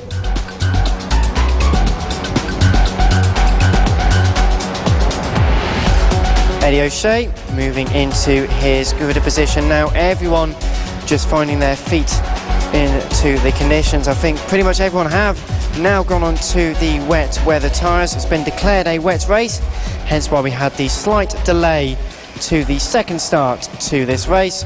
James Cook taking up his position in second place. Is a staggered grid on this track, not like most circuits we go to where we use a side-by-side row system, but a slight stagger, which in some cases does help at these starts. It gives people a bit more space in order to move into if someone gets a bad start or someone gets a really good start and you've got to move around. But the marshals now moving away from the side of the circuit, and we are just moments away from the race start once again.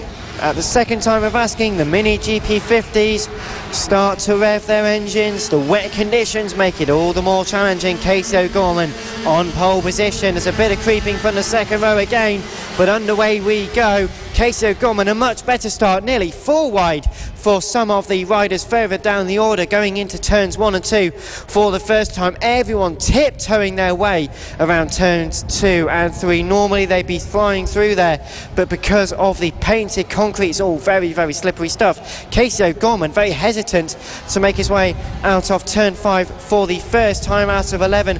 Emmanuel Brinton trying to follow very closely through turn number 7 on rider's left hand side, gets much better traction. He goes side by side, the inside line for the next turn, the first of 2 left-handers, a 90-degree left-hander and then the left-handed hairpin. So Emmanuel Brinton moves into the lead for the first time in the Mini GP70 race.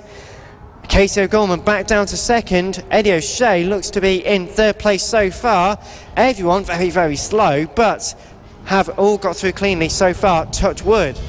The Mini GP50 race alive then, with Emmanuel Brinton leading this one from Casey O'Gorman. Eddie O'Shea, we said watch him, he burst through from 5th to 3rd, so great start from the rider in the green leathers. But out front, Emmanuel Brinton just doing what he needs to do, not tapping in the power too early, keeping everything steady and calm. Casey O'Gorman trying to go with him at the moment at the turn 5 hairpin. Treacherous part of the circuit this, they've got to try and keep it up right through there. Then it's opens up a bit through turn 6 and Emmanuel Brinton's gone down, and Casey O'Gorman does a wonderful job of avoiding him. That was a big crash for Emmanuel Brinton biking the track as they attend to him. We'll come back to that later, but now Casey O'Gorman has got Eddie O'Shea all over him again. Oh, I love this. Eddie O'Shea's come from, well, I won't say he's come from nowhere, because he hasn't. He's been very, very good on the Mini GP50 machine all year, but he's given himself a huge opportunity now to take a couple of wins here in the treacherous conditions. I mean, some people say he's only doing it there because he's in the wet, but it's not true. He's riding extremely well all year.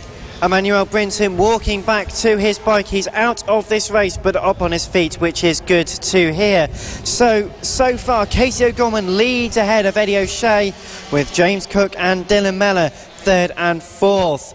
It's also very tight for 3rd, 4th and 5th with Harrison Crosby in the way. Thomas Gomez, a big gaggle as someone goes down at turn number 3, just loses the front end. They're getting back onto the bike. Very treacherous conditions though as the rain's starting to get heavier. Yeah, rain is starting to get a lot heavier now. This is where people have just got to take it easy a bit. We're struggling to see out of our commentary box windows. They're so filled with spots of rain and drizzle all the way down, but we can tell you Casey O'Gorman is still leading from Eddie O'Shea as they just tip it so gently from left to right at the far side of the circuit, down this second back straight, so to speak, into the last couple of corners. Eddie O'Shea giving chase to Casey O'Gorman. At the moment now, O'Gorman, what's his lap time? To cross the line we go. 59.959, 4 tenths quicker than Eddie O'Shea so far. But anything can happen. Might well be quicker, but still struggling around many of the corners at this circuit. Got the fastest lap, and so far the only person brave enough to go under 1 minute with a 59.959. Eddie O'Shea closing up significantly in the transition between turns number 4 and 5, left and then the right-handed hairpin. Casey O'Gorman looks over his left shoulder, a very long look to try and see where the number 114 is. Dylan Mellor now past James Cook for 3rd place, so Dylan Mellor back onto the podium. Lucas Brown now up into 6th place after passing Thomas Gomez, who's still a bit of a cork in the bottle with James Rose, Ollie Walker and Josh Bannister behind, to name just a few. Casey O'Gorman down into the last corner, keeping it all good and steady so far. This is why he's your series leader, because he is just so calm in these conditions. Behind him, Eddie O'Shea just giving chase. The gap is 1.8, gone out another half a second. That time around, both riders setting their best laps on that last lap though. Harrison Crosby seems to be very comfortable in these conditions. Down the inside at turn number 2 on James Cook, now into 4th position with a very late move. Got a great run out of the final corner, got a good run into turns 1 and 2, just took the position into 4th, starting to catch up to Dylan Mellor in 3rd place now. So maybe with the last lap for Harrison being a 1 minute 2.2, not much quicker than James Cook or Dylan Mellor, but just seems to be much more comfortable in these conditions. Lap time is very representative, obviously, but you still, if you seem to be feeling right, having good at the moment. Eddie O'Shea dropping back just a little bit, maybe having a slight issue with the bike. The conditions, as they start to get worse, it becomes more difficult to predict where the grip is, but 3rd place is not going to be Dylan Mellor's for long. Harrison Crosby has caught up tooth and nail. The harder it rains and the more comfortable Harrison is feeling on 1 minute 0.4 as opposed to a 1 minute 1.3 for Dylan Mellor. Only Casey O'Gorman faster than Harrison Crosby on that last lap. He's lapping 0.9 of a second quicker than Dylan Mellor, but like we said earlier, it's so scary to watch when one rider is just doing these unbelievable lap times. Same with Casey O'Gorman in a way. Just hold your breath for them, because there's a reason why no one else is going that fast. They've just not got the feel. It takes one error and things can go and change very quickly. Well, Casey O'Gorman with the fastest lap on that last lap of 59.2. 3.4 seconds now ahead of Eddie O'Shea, who maybe just doesn't have the feel right on that bike. 3rd place is still Dylan Mellor. Not for too much longer though. Harrison Crosby is right on the back of the number 31. Through the final corner, the number 69 pulls to rider's left-hand side to get the tighter line towards turns 1 and 2. Has caught up by a length or 2 into turn number 2, where he made the move on James Cook a couple of laps ago. Can't quite make it stick on this particular lap. Well, got 6 laps completed, onto lap 7. 4 laps left to go, about 3.5 in the case of Casey O'Gorman. And Dylan Mellor really resisting a lot of pressure from Harrison Crosby. Got to act a bit like a sponge, soaking up all that pressure, hopefully not soaking up too much rain as well. Someone coming into the pit lane, we're not sure what that number of machine is. We'll bring you that in a moment. Also, speaking of all change, Thomas Gomez also still holding off Ollie Walker and James Rose. Harrison Desoy now just managing to get into the top 10 ahead of Josh Bannister, who's really not having a good day in these conditions so far. 3 laps left to go. Casey O'Gorman, a 1 minute 1.0. Eddie O'Shea nearly a second slower. Dylan Mellor and Harrison Crosby both doing 59, so starting to close in to our second place person, but still just holding off the number 31, the advances of Harrison Crosby, the 69. Dylan Mellor and Harrison Crosby are absolutely flying. They're about 2.2 seconds quicker, 2.3 seconds quicker than third place. At this rate, the gap is 3.4, and with 3 laps to go, they would actually catch Eddie O'Shea. They are lapping quicker than Casey O'Gorman by about a second and a half. I tell you what, that's touch and go as well for the leader. So Casey O'Gorman, if he doesn't pick the pace up here, he could be in some big trouble, because Dylan Mellor and Harrison Crosby are reeling in the 2 leaders hand over fist. 2 laps left to go as Casey O'Gorman comes over the line once again. Sets a 1 minute 1.8 now, which is not much faster than Eddie O'Shea's lap on the last lap. 1 and 1.9 for Eddie O'Shea, starting to close in, still in the 59s for Harrison Crosby and Dylan Mellor, so still starting to close in. They're really reeling in the battle for second place. Casey O'Gorman tiptoeing around because he doesn't need to push realistically so far. 2 laps to go, not long left, but it's just one mistake now from either Eddie O'Shea and Casey O'Gorman, and Dylan Mellor and Harrison Crosby will be waiting to capitalise on it. James Cook having a lonely and solid ride in 5th place. 6th place is Lucas Brown. He has been something of a revelation in these wet weather conditions today. 7th is Thomas Gomez.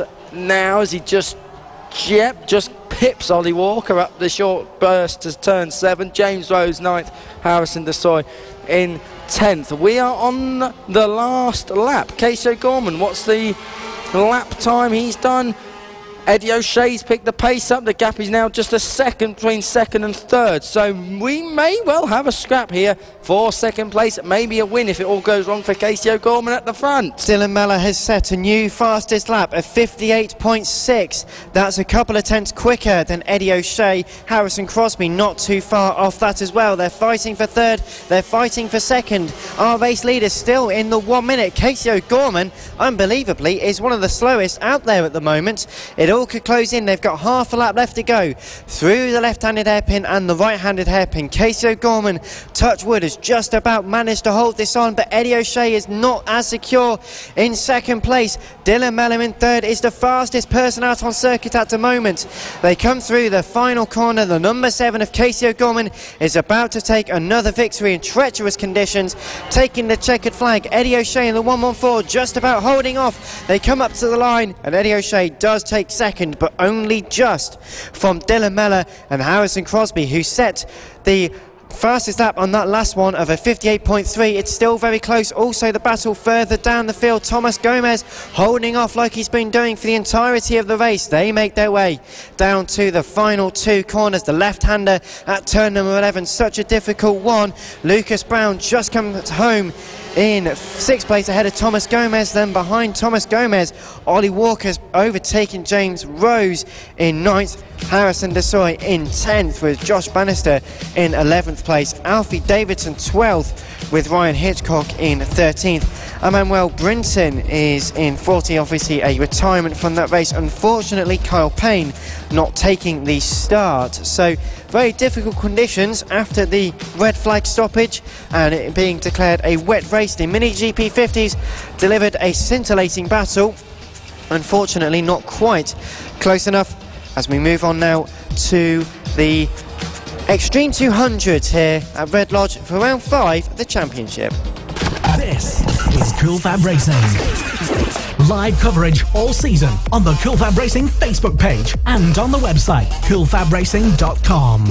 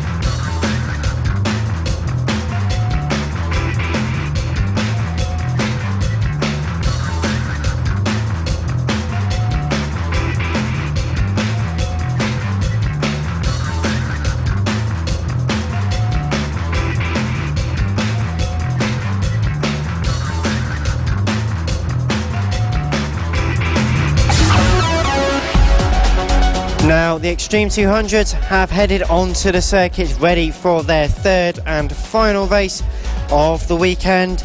Max Cook will start with Gareth Roberts on the front row of the grid, with Elliot Dufton and Will Howarth on row 2. Alex Vella and Harvey Claridge share row 3 with Brandon Perrell, Josh Ingram, Felix Hearn and James Blackburn rounding out the top 10. Then it is Jamie King, followed by Ian Jackson, Callum Beach, Rhys Garland, Ben Pascoe and Sean Whittaker. Moments away from the start of their third and final race of the weekend. Yet another wet race for them. No Max Cook. And no Max Cook again. I don't think he was out in the earlier race either for the Pit Bike 140 and Moto teams. Nonetheless, they are looking towards the red lights. And final conversations with the flag marshals and the race organisers. I think they're also discussing the inherent lack of Max Cook on the grid. Nonetheless, they look towards the lights now, getting ready for the race start. The revs build, the tensions rise, the red lights are on for a very long time. There's a lot of creeping from Gareth Roberts, but as they make their way up towards the first corner for the first time, Gareth Roberts going side by side with Alex Vella into turn number 2, goes straight around the outside of the left-hander and into the lead of this race through turns 4 and 5 for the first time. 6-2-1, Alex Vella leads from Gareth Roberts and Elliot Dufton, but Elliot is doing his damnedest to try and let Will Howarth through, who remains in 4th place just for now. Gareth Roberts trying to follow Alex Vella through. This could be an absolute mirror of the second race earlier on this afternoon as they head through the left and then right-handed hairpins for the first time out of 10. Gareth Roberts rotating the bike slightly easier than Alex Vella on rider's right-hand side. Brakes so much later going into the final left-handed corner, turn number 11, and takes the lead and leads the line, coming over for the first time with Alex Vella in second ahead of Elliot Dufton and Will Howarth, with Brandon Perrell and Harvey Claridge your top 6, Jamie King, Josh Ingram, Felix Hearn and then Scott Grant your top 10. Only 10 in this race. Alex Vella in second place, trying to give chase to Gareth Roberts, but Gareth Roberts, your championship leader, having a great ride at the moment. He's clearing off, obviously likes these tricky conditions. It's going to be interesting to see if Alex Vella suffers the same fate he had in race 1, in race 2, race 1 of Sunday, and that is whether or not he'll be able to maintain the pace for the duration of the race. Elliot Dufton knocking on the door as they come through the right-handed hairpin, the second last real corner on this circuit before you come to the line. Gareth Roberts has just run away with this.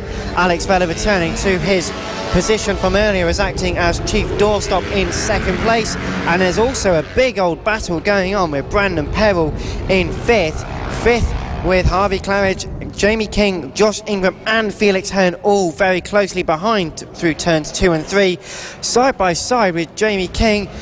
And it is starting to rain even heavier, which is not good for these Extreme 200 bikes. Jamie King pushing his way through into 8th place there, just about holds on to it. Yes, he does. Gareth Roberts is clearing off 2 3/4 seconds. The lead he is sporting very well at the moment. Alex Vella coming under some big pressure from Elliot Dufton and Will Howarth. They're queuing up behind. Don't forget, Alex Vella bunched them all up earlier, and he's doing it again right now. Nothing wrong with that, though. Makes for great racing. Alex Vella, one of the best in this class. As they come to the line, Gareth Roberts with a fastest lap of the race, 52.7, 54.5 for Alex Vella. And the two behind him, Elliot Dufton and Will Howarth, were both quicker than him last time around. So all change to come. Harvey Claridge and Josh Ingram also now up to 5th and 6th place. Brandon Perrell losing 2 positions and on the cusp of losing more, unfortunately. Felix Hearn is trying to look to the left and to the right. Brandon Perrell gets very, very wide through turn number 5. He just could not get the power down, almost lost it, kept it going. Felix Hearn and now Jamie King also going through down to 9th for the yellow Perrell, but good straight line speed drives around the outside. Good drive around the outside for Jamie King and Bandon Pebble so far. Gareth Roberts, though, is a third of a lap ahead of these lots because he is in the lead of this race. 52.7 is fastest lap, 53 dead on the last one, so at least feeling good in these conditions. Vella, Dufton, Howarth still second, third and fourth. Very close in this battle so far. Gareth Roberts just clearing off at the front, keeping himself out of any trouble here, making sure he's got a good gap. He doesn't need to push on now as the rain starts to come down a bit heavier. Harvey Claridge is impressive in fifth, just ahead of Josh Ingram. Alex Vella still with work to do, I'm sure. He's just about held on to second place. Elliot Dufton there in third as they come through the long left at the far side of this wonderful Red Lodge course and down into the last corner for Gareth Roberts. He'll start another lap. 5 to go, including the one he's on. Over the line once again for Gareth Roberts. Alex Vella really as slow as can be to try and stop them from getting past. Although Will Howarth did make a good move on Elliot Dufton going into the final corner, backs out of trying to get up the inside of Alex Vella for second place. So now Will Howarth into third aboard the 96 machine through 4 and 5 left, and then a very tight right-hander, and Alex Vella stopping as much he can but can't quite stop it. Alex Vella bunching them up, and it's allowing Harvey Claridge and Josh Ingram to join this scrap. So 3 bikes have become 5, and if they're not careful, Felix Hearn and Jamie King might get in on the act as well with 4.5 laps to go. Alex Vella riding incredibly well considering the amount of pressure he's under. He's also got a bit of pain in his foot from a big crash at Tattershall. Will Howarth looking on the inside. He's got ahead of Elliot Dufton, but no move can be made on Alex Vella, so he remains second. Gareth Roberts has already crossed the line. What is the gap between Vella and Roberts? It is 8.7 seconds. Will Howarth had a look on the inside there at turn 1 and again at turn 2, but nothing was achieved, and in fact Elliot Dufton goes round the outside of Will Howarth, so does Harvey Claridge, and now Josh Ingram wants to get on the act as well but can't, so Will Howarth was looking for second place, and a massive moment there for Elliot Dufton. Harvey Claridge goes round the outside. That was on the exit of turn 5, but meanwhile Will Howarth going for second has ended up costing him loads of positions. 1 position, 2 positions, 3 positions more, but now he's gone straight around the outside at the first left-hander coming into the left and right hairpin complex. Very, very skilled moving there by Will Howarth. He's been sold a dummy once, he's not doing it again, so resumes his position back into third place, so it's almost like nothing happened there. But Elliot Dufton forced to move up the inside going into turn 2, then he lost out a position to Harvey Claridge as well. Then he almost lost out another position to Felix or Josh Ingram. Didn't quite work for that occasion though. Will Howarth very wise to these manoeuvres now, when in that process Elliot Dufton almost clipped the tyres and lost the positions altogether. Does continue to fight another day though, but Gareth Roberts 8.6 seconds to the good. A 5-bike battle including Alex Vella just about holding off Will Howarth, not for too much longer. He's looking for the inside into the left-hander, can't work with 2.5 laps left to go. Problem is Alex Vella's so good on the brakes, and he gets such good drive out of all of the slower corners, of which his circuit is mostly made up of. So Alex Vella really has got himself in a great position, and he's allowing, because he's bunching riders up, they're all getting stuck behind him and they're all tripping each other up over them. Across the line, Will Howarth looking to make the move, but Alex Vella again so good on the brakes through the fast stuff, really gets it stopped. Gets it stopped at turn 2 as well. No one can make a move. It's all line astern, and with 2 laps to go, you can see maybe Will Howarth getting past, but I'd argue that's the only one who can get past, because Alex Vella's just riding so well. Gareth Roberts, meanwhile, is out front. Got only about a lap and a bit to go. He won this race as soon as he took the lead. Gareth Roberts making it look easy. Got this championship lead more or less sorted now. He will go out, of course, after this round, after this race, but the main battle is for second place. I wouldn't want to call it, but I'm fairly sure Alex Vella will feature on the podium in some capacity as Bandon Pebble drops it at the exit of turn 5, transition into turn 6, bike spins out, rider up and okay and back going again. The last lap is upon us. Gareth Roberts has got this race sewn up. He will take this win if he keeps it upright. Alex Vella, though, is under massive pressure. Will Howarth is still there. They're into turn 4, now into turn 5 at a hairpin. Vella defensive, Will Howarth looking to get the drive out, but just not a match for Alex Vella. Is so good out the slow corners. They've got the back straight and a few more corners to go. Gareth Roberts in the lead of this one quite convincingly. Will Howarth looking left, looking right, still trying to force a move as they come into the left-handed hairpin and then the right-handed hairpin. Gareth Roberts has got one corner left to really achieve his victory, and he's done it with aplomb. He's won it almost over 8 seconds. They're about to come over the line now. Alex Vella defending very valiantly in second place. He's only got one corner to do it. Gareth Roberts wins this race. Second place is going to be a drag race to the line, and Alex Vella by a hair is going to take second place, 46 thousandths of a second, or 400ths of a second if you will, ahead of Will Howarth in third. So it's Gareth Roberts ahead of Alex Vella and Will Howarth, with Elliot Dufton in fourth place ahead of Josh Ingram. The gap to Gareth Roberts in the end between Roberts and Vella was only 4.5 seconds, so that gap was coming down quite significantly in the latter stages of that race. Elliot Dufton fourth ahead of Josh Ingram, with Harvey Claridge in sixth. Felix Hearn with a new fastest lap on that last lap of 51.497. Very, very quick stuff from Felix. Jamie King is in 8th ahead of Scott Grant, and then Brandon Perrell in 10th place. That is the order of the 10-strong order. The third and final race of the Extreme 200s from Red Lodge at round 5. And we do have, in fact, just 2 more races to go. The Mini F1 sidecars will be out next, and they will certainly be relishing these slightly slippery conditions at Red Lodge. Round 5 of the championship, plenty to come here live on the Cool Fab Racing website, on motorsport.radio and on social media.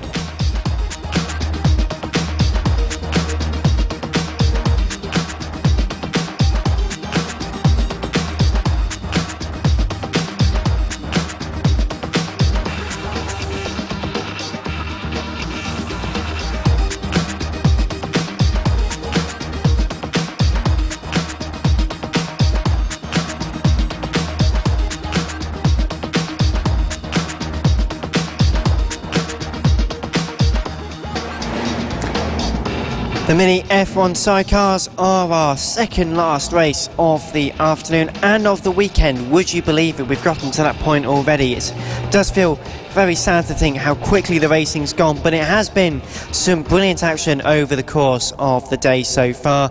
The Mini F1 sidecars off to resume their battle in very slippery conditions, and we had a few mishaps in the first race of the weekend, and that was in bone dry conditions. This will certainly be a little bit more difficult for them, Kiko.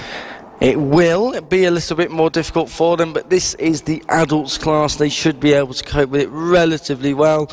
Mick Williams will probably clear off and win it by about 10 seconds anyway, although these races have been going quite quickly. I must admit, the races have been somewhat under 5 minutes, which is a bit unusual for a sidecar race, but they are having plenty of fun out there on circuit. They use the alternative course as well. They don't use all the infield stuff because their cars cannot handle it, so they are actually using the back straight as I come to you from under the Amazon rainforest. Yes, one of the interesting features of the Red Lodge karting circuit. We're currently commentating in their corporate suite, which is a fantastic facility. Go corporate to the Red Lodge for gorillas and well, this pandas is, and I'm not sure what sorts. it's been hired out for, but there is an event for the next couple of months here at Red Lodge, which this has all been hired out for, hence the overgrowth above us, all fake, I can assure you. But as we get ready for the start of the Mini F1 sidecar race, it's not a particularly large entry, but it is a particularly quality one though, Kiko. Mick Williams on pole for a 5th time, looking to take his 15th win and his 15th fastest lap. Mick Lee looking to stop him from row 1. Mark Parker, Jack Walters on row 2. Adrian Ems, John Hosker make up row 3. And on row 4, Simon Iverson looks like he's missing, so it's going to be Scott Dewitt. We have an outfit in the pits. Not sure who that is. Looks like it may be Scott Jewett if it is the number 3 we believe it to be. Jack Walters, what can he do from 4th place, remonstrating to other outfits on the grid there. Ready for a start. It's an all Mick front row. Will they take the Mick? Red lights are on now, and that's a blatant jump start from the number 44. That just goes when the lights go on, not when they go out. So it is a false start, of course. They're going to wait. I told you they'd take the Mick. They must have been listening to you, Kiko. They're quite frustrated. We're underway again, and that's stalled. Mick Williams stalled on the line. It's now Mick Lee going to go side by side and around the outside into the lead. So the number 44 is into the lead. Someone else is leading in the Mini F1 sidecars. Not something we say every day. The number 44 leading the number 26 as they make their way up to the line and up to the middle portion of the circuit for the first time out of 6 so far. 44 ahead of 26. Adrian Ems probably fancies this as well. Side by side for the race lead.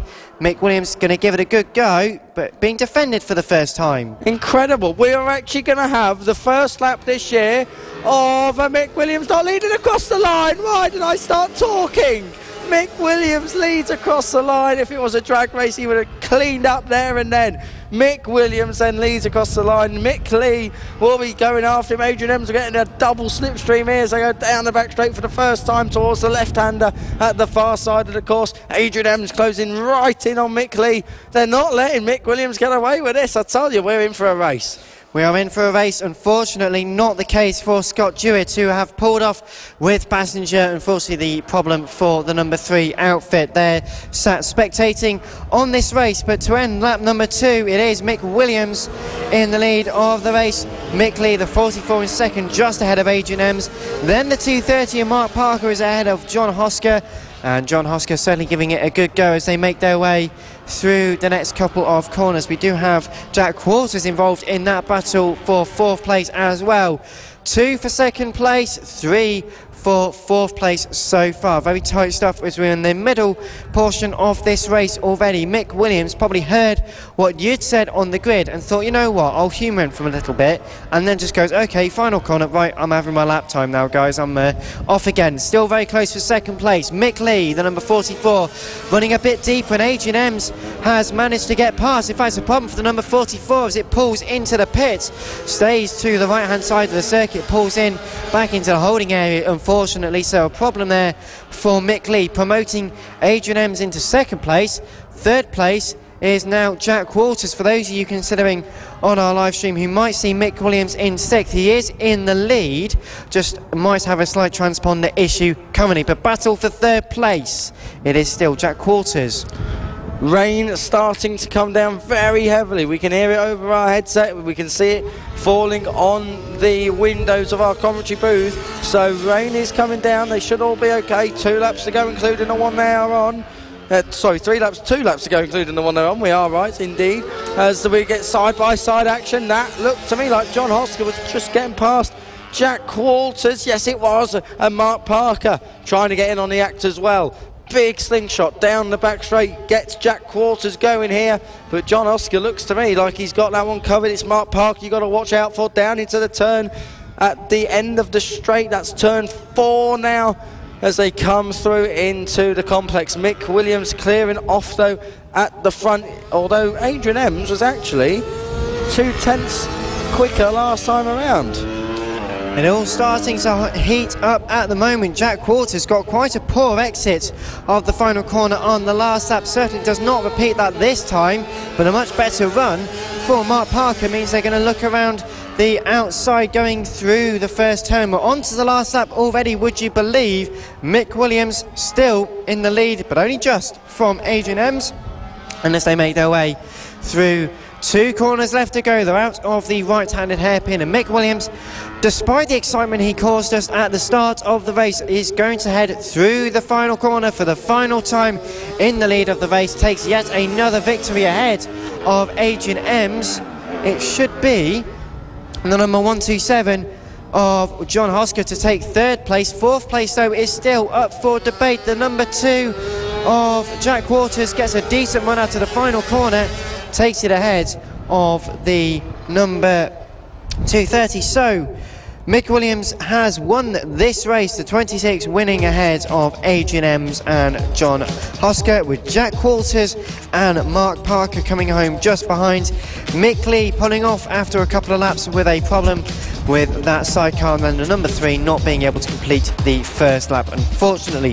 Hopefully we do see Scott Jewett and sidecar passenger back out in future Cool Fab rounds, but only just got us warmed up and ready for the final race of the weekend, the Mini GP70. They have had 2 extremely dramatic races so far this weekend. It's the final race of the weekend, the final showdown, if you will. And who will win that race? Well, we'll have that in just a few moments' time. Live coverage, as ever, live coverage of the 2018 Cool Fab Racing British Mini Bike Championship. Thank you very much for joining us on the Cool Fab Racing website, on motorsport.radio and on social media. And a big thank you to all of your comments. We will hopefully try and read a few more out very shortly. But Kiko, the final race of the weekend is the one that many people think this is going to be the best of the weekend. Are you expecting that to be happening with the next race, the final race for the Mini GP70s? The Mini GP70s, the premier class as far as Cool Fab is concerned. Yes, I do. I think we're going to be in for a fantastic race. Casey O'Gorman going from pole yet again. Will it be all his race though? I'm not so sure. There's a lot of talent in there, and with these tricky conditions, look out for Jack Kirsch. There's my top tip from 10th on the grid. He will be right up there. Andy Pocket says, well done, Gaz. Karen A. Pocket says, woohoo, brilliant, well done, Gaz. Sue Ellis, 212, well done, Gareth. Lauren Scott just says, woo. She's excited. A lot of fans there for Gareth, and it's great to see friends and family all getting involved with the coverage. Thank you very much for joining us. We do have one more brilliant race to come for the Mini GP70s.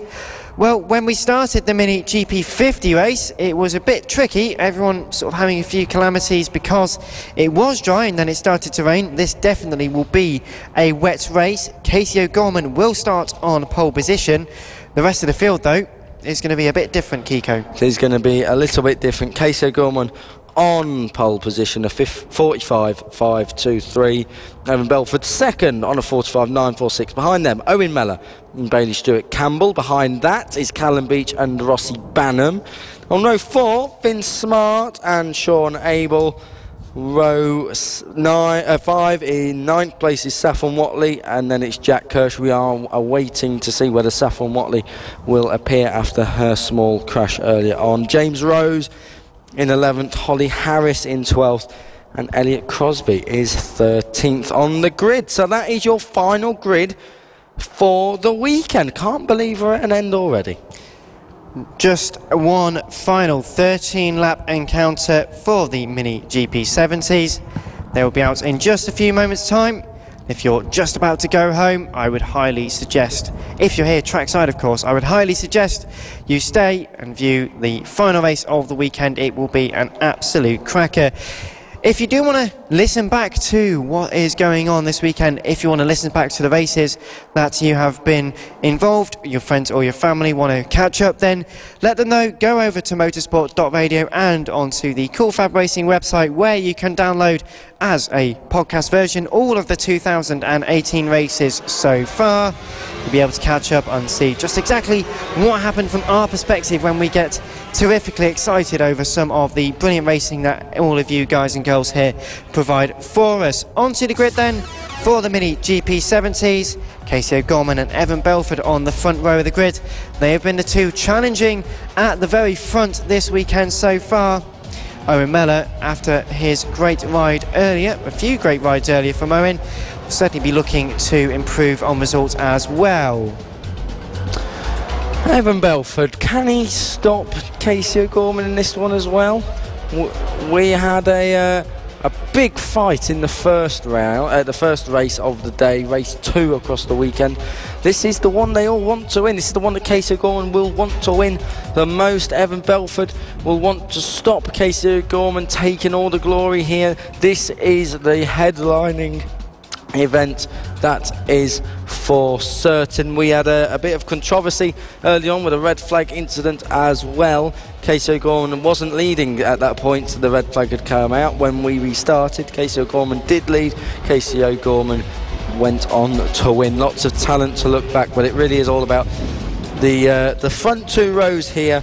Casey O'Gorman, Evan Belford, Owen Mellor and Bailey Stewart-Campbell. Bailey Stewart-Campbell, of course, starting fourth. You can never rule him out either. But Casey O'Gorman, obviously, the man to beat as we await the start of the final race of this weekend here in Cambridgeshire Red Lodge. It is for the 5th round of 8 here this year. Who's it going to be? Marshall's moving away from the side of the grid. The rain continuing to pour, not dampening the spirit. Casey O'Gorman looks towards the red light for the final time this weekend. The revs are up, a bit of creeping from the 4th row of the grid. Casey O'Gorman gets underway, makes it into the lead, coming into the first 2 corners for the first time. Evan Belford in second. 3rd place for Owen Mellor, just holding off Bailey Stewart-Campbell. That order has not changed from the grid. Rossi Banham fighting hard with Finn Smart. 13 versus 14 as they go through turns 4 and 5 for the first time out of 10. This a 10-lap race. Casey O'Gorman tiptoeing around, but in the lead. That is the critical element for him. Casey O'Gorman leading as they go to the far side of the course. Evan Belford still there in second. No one making a break just yet. Owen Mellor riding well in third, and Bailey Stewart-Campbell fourth. Big gaggle of riders behind them. That's the battle, I think, for 8th place. And at the moment, that involves Sean Abel and Jack Kirsch, amongst others. So as they come streaming down across the line for the first time, Casey O'Gorman leads Evan Belford. Small gap back then to Owen Mellor and Bailey Stewart-Campbell. And then it is Rossi Banham ahead of Finn Smart, Sean Abel, Harrison Crosby, Elliot Crosby, I apologise, as they come streaming through. Now round the outside, was that Elliot Crosby making a move? Yes, it was. Gets around the outside of Sean Abel. Behind them, it's James Rose. Then it's Callum Beach, Jack Kirsch and Holly Harris at the rear of the field. There's only 11 of them out there in those treacherous conditions. And it's actually 2 positions in 3 corners for Elliot Crosby, now getting past Finn Smart and right all over the back of Rossi Banham, heading up towards the left-handers before the left and right hairpins. Casey O'Gorman now also being reeled in by Evan Belford. Seems to be more comfortable in these conditions so far. Over the lap to start lap 3, and Evan Belford with the fastest lap of 52.7. A big gap from 4th place back to 5th place, but 5th place is now Elliot Crosby with a brilliant lap to get past so many different riders. In fact, was 7th, now into 5th place. Really climbing very high. Rossi Banham having to defend from James Rose as well in 5th and 6th place respectively. Finn Smart has got Sean Abel attacking behind him as well. Let's see what Elliot Crosby can do now. He's got a bit of clear air in front of him. And down has gone James Rose. Has just lost the front going into turn number 5. Is up trying to get back onto the bike. A shame there, losing 5 positions, but does rejoin the race. That is the critical thing. Casey O'Gorman really got Evan Belford breathing down his neck as he comes over the line. Once again, extremely close. 3rd place is Owen Mellor, and stretched out a decent gap over Bailey Stewart-Campbell. Also got Elliot Crosby starting to reel in. Got a long way to make, but the battle for the lead hotting up. Casey O'Gorman just got Evan Belford contained at the moment, but for how much longer, one has to think. Elliot Crosby 1.2 seconds quicker than Bailey Stewart-Campbell that last lap around. 1.2 seconds, the gap is 7.4. It's lengthy, but it can be done in the time that he has if it continues to come down at that rate. Meanwhile, at the front, Casey O'Gorman has got some interference coming his way. Evan Belford has not given up just yet. Into the last corner, Evan Belford looking to take a tight line. Casey O'Gorman, though, holding on at the moment, down to the first turn, with 6 laps to go. Those two, it is all about who gets to the traffic first and who deals with it in the best way possible.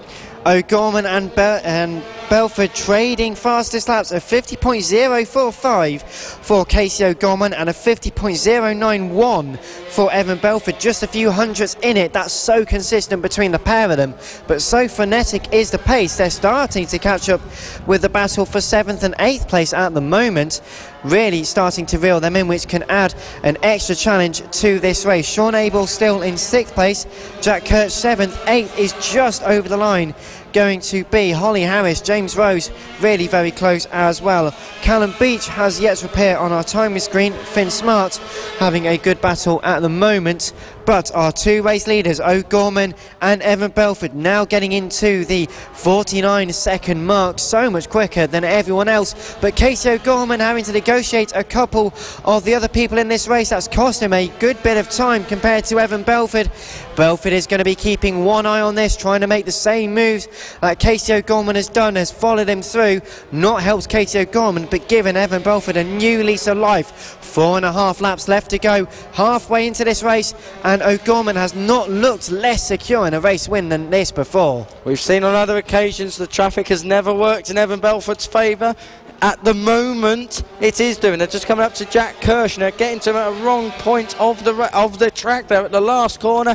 It's all about tapping the power in. Casey O'Gorman goes one side, Evan Belford goes the other. Evan Belford nicks it. So at last, Evan Belford has some luck with the traffic and goes through. Casey O'Gorman looks to take him back, almost touches his rear wheel. It's all a bit messy as they come through. Evan Belford holds on. So 4 laps to go now. Evan Belford is leading this from Casey O'Gorman. There's more traffic yet. We have got another couple of plot twists yet to come in this race. Evan Belford leads. Evan Belford just leads from Casey O'Gorman. A great move to really work around some of the others within this race. Casey O'Gorman tried the cutback into turns 2 and 3. Didn't quite have the traction to make it work. They're almost side by side. They are side by side, heading into the left-hander at turn number 11. Evan Belford now feeling slightly exposed. Casey O'Gorman running a much deeper line to use the speed through the corner. Couldn't work to his advantage on that last one. So Belford, with 3 laps to go, still just in the lead from Casey O'Gorman. They're starting to catch up on the scrap between James Rose and Sean Abel into turn number 5. A very tricky place to overtake at the best of times, let alone when they're fighting for the lead.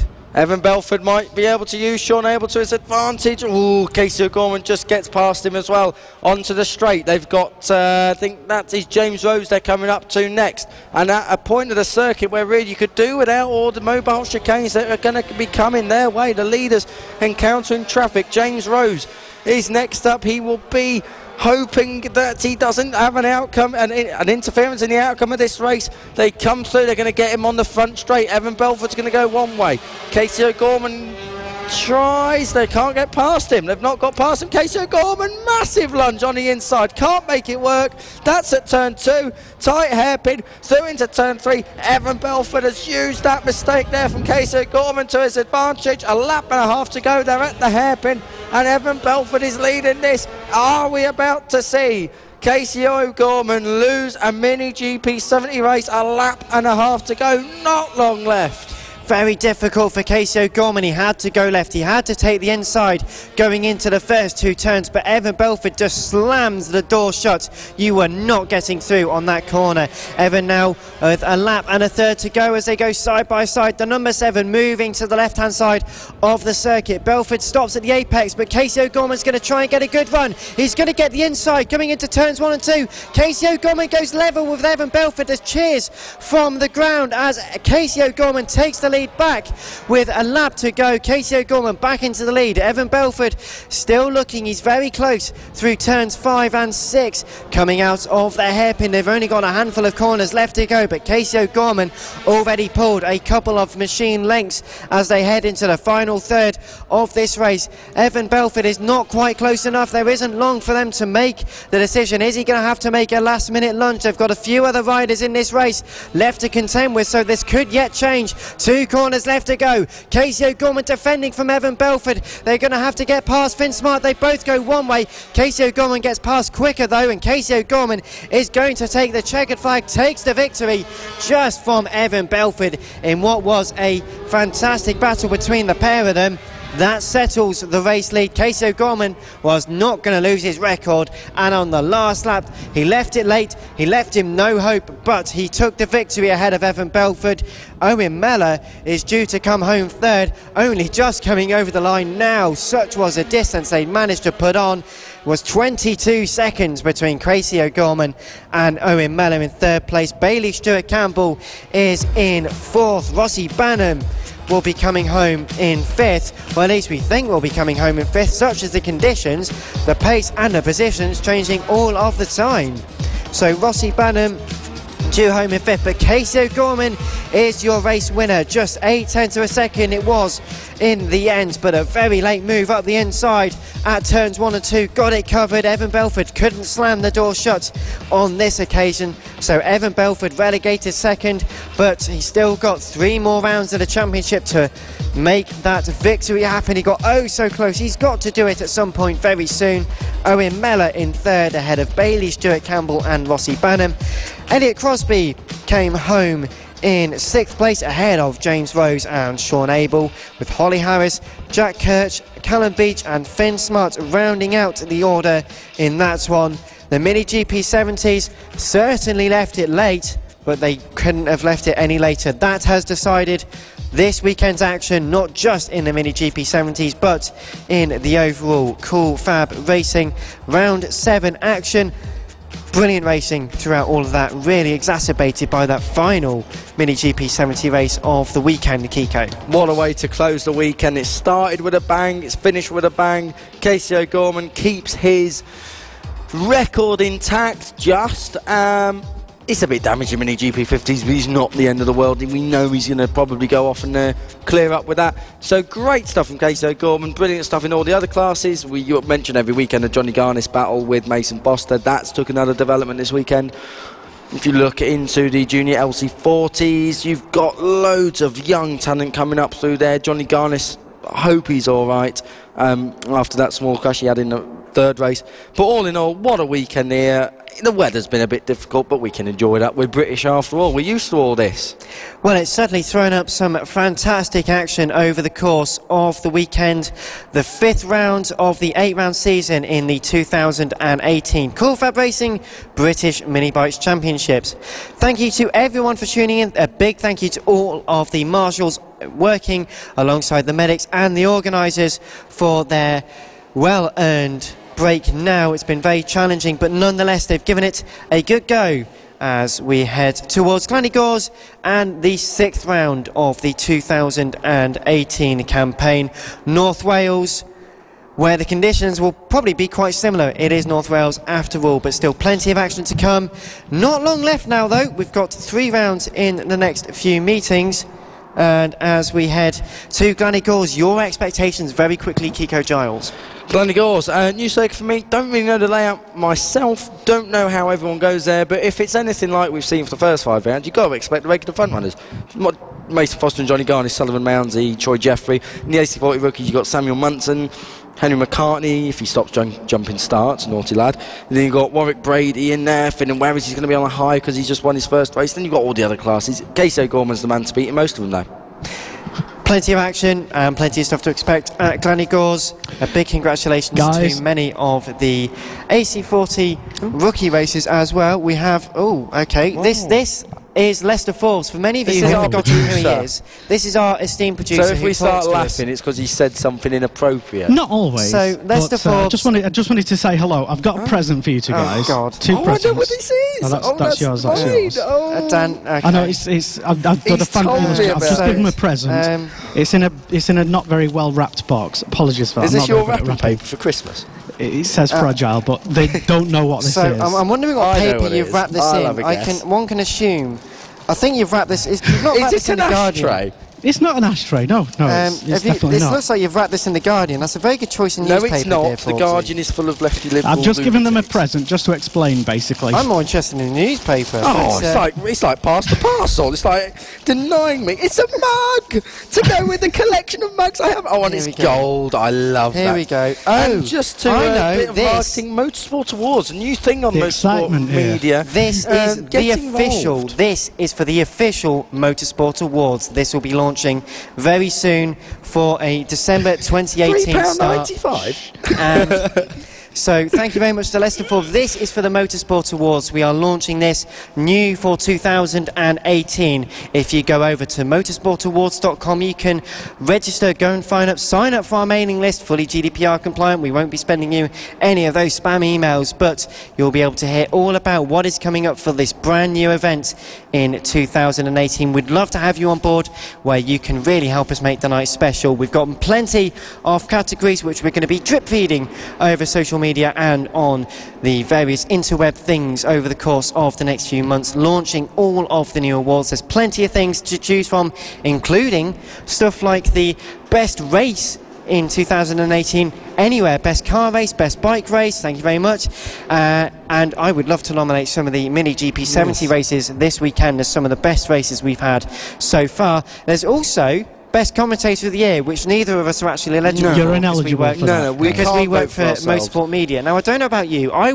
probably wouldn't be nominated anyway, but if you've really enjoyed someone else's commentary, there is plenty of ways to nominate. Go over to motorsportawards.com. Please do go and sign up. We will be bringing you more information on that in the next few months. Launching very soon in December 2018, and it is not just the Motorsport Awards. It is the Motorsport Awards. Go and sign up now.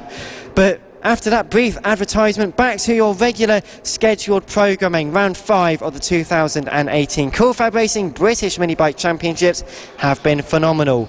I don't know what to expect from Gleneagles Round 6, which is only 2 weeks away. Thank you very much to all of the marshals and the medics and the Keys family and all the organisers for your help and hard work over the extremely difficult conditions over the last few days.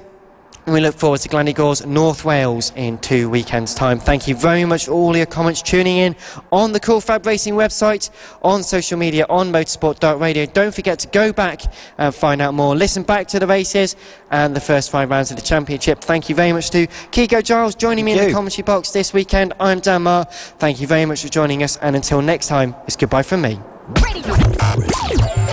It is go! This is the Cool FAB-Racing British Mini Bikes Championship. Cheers,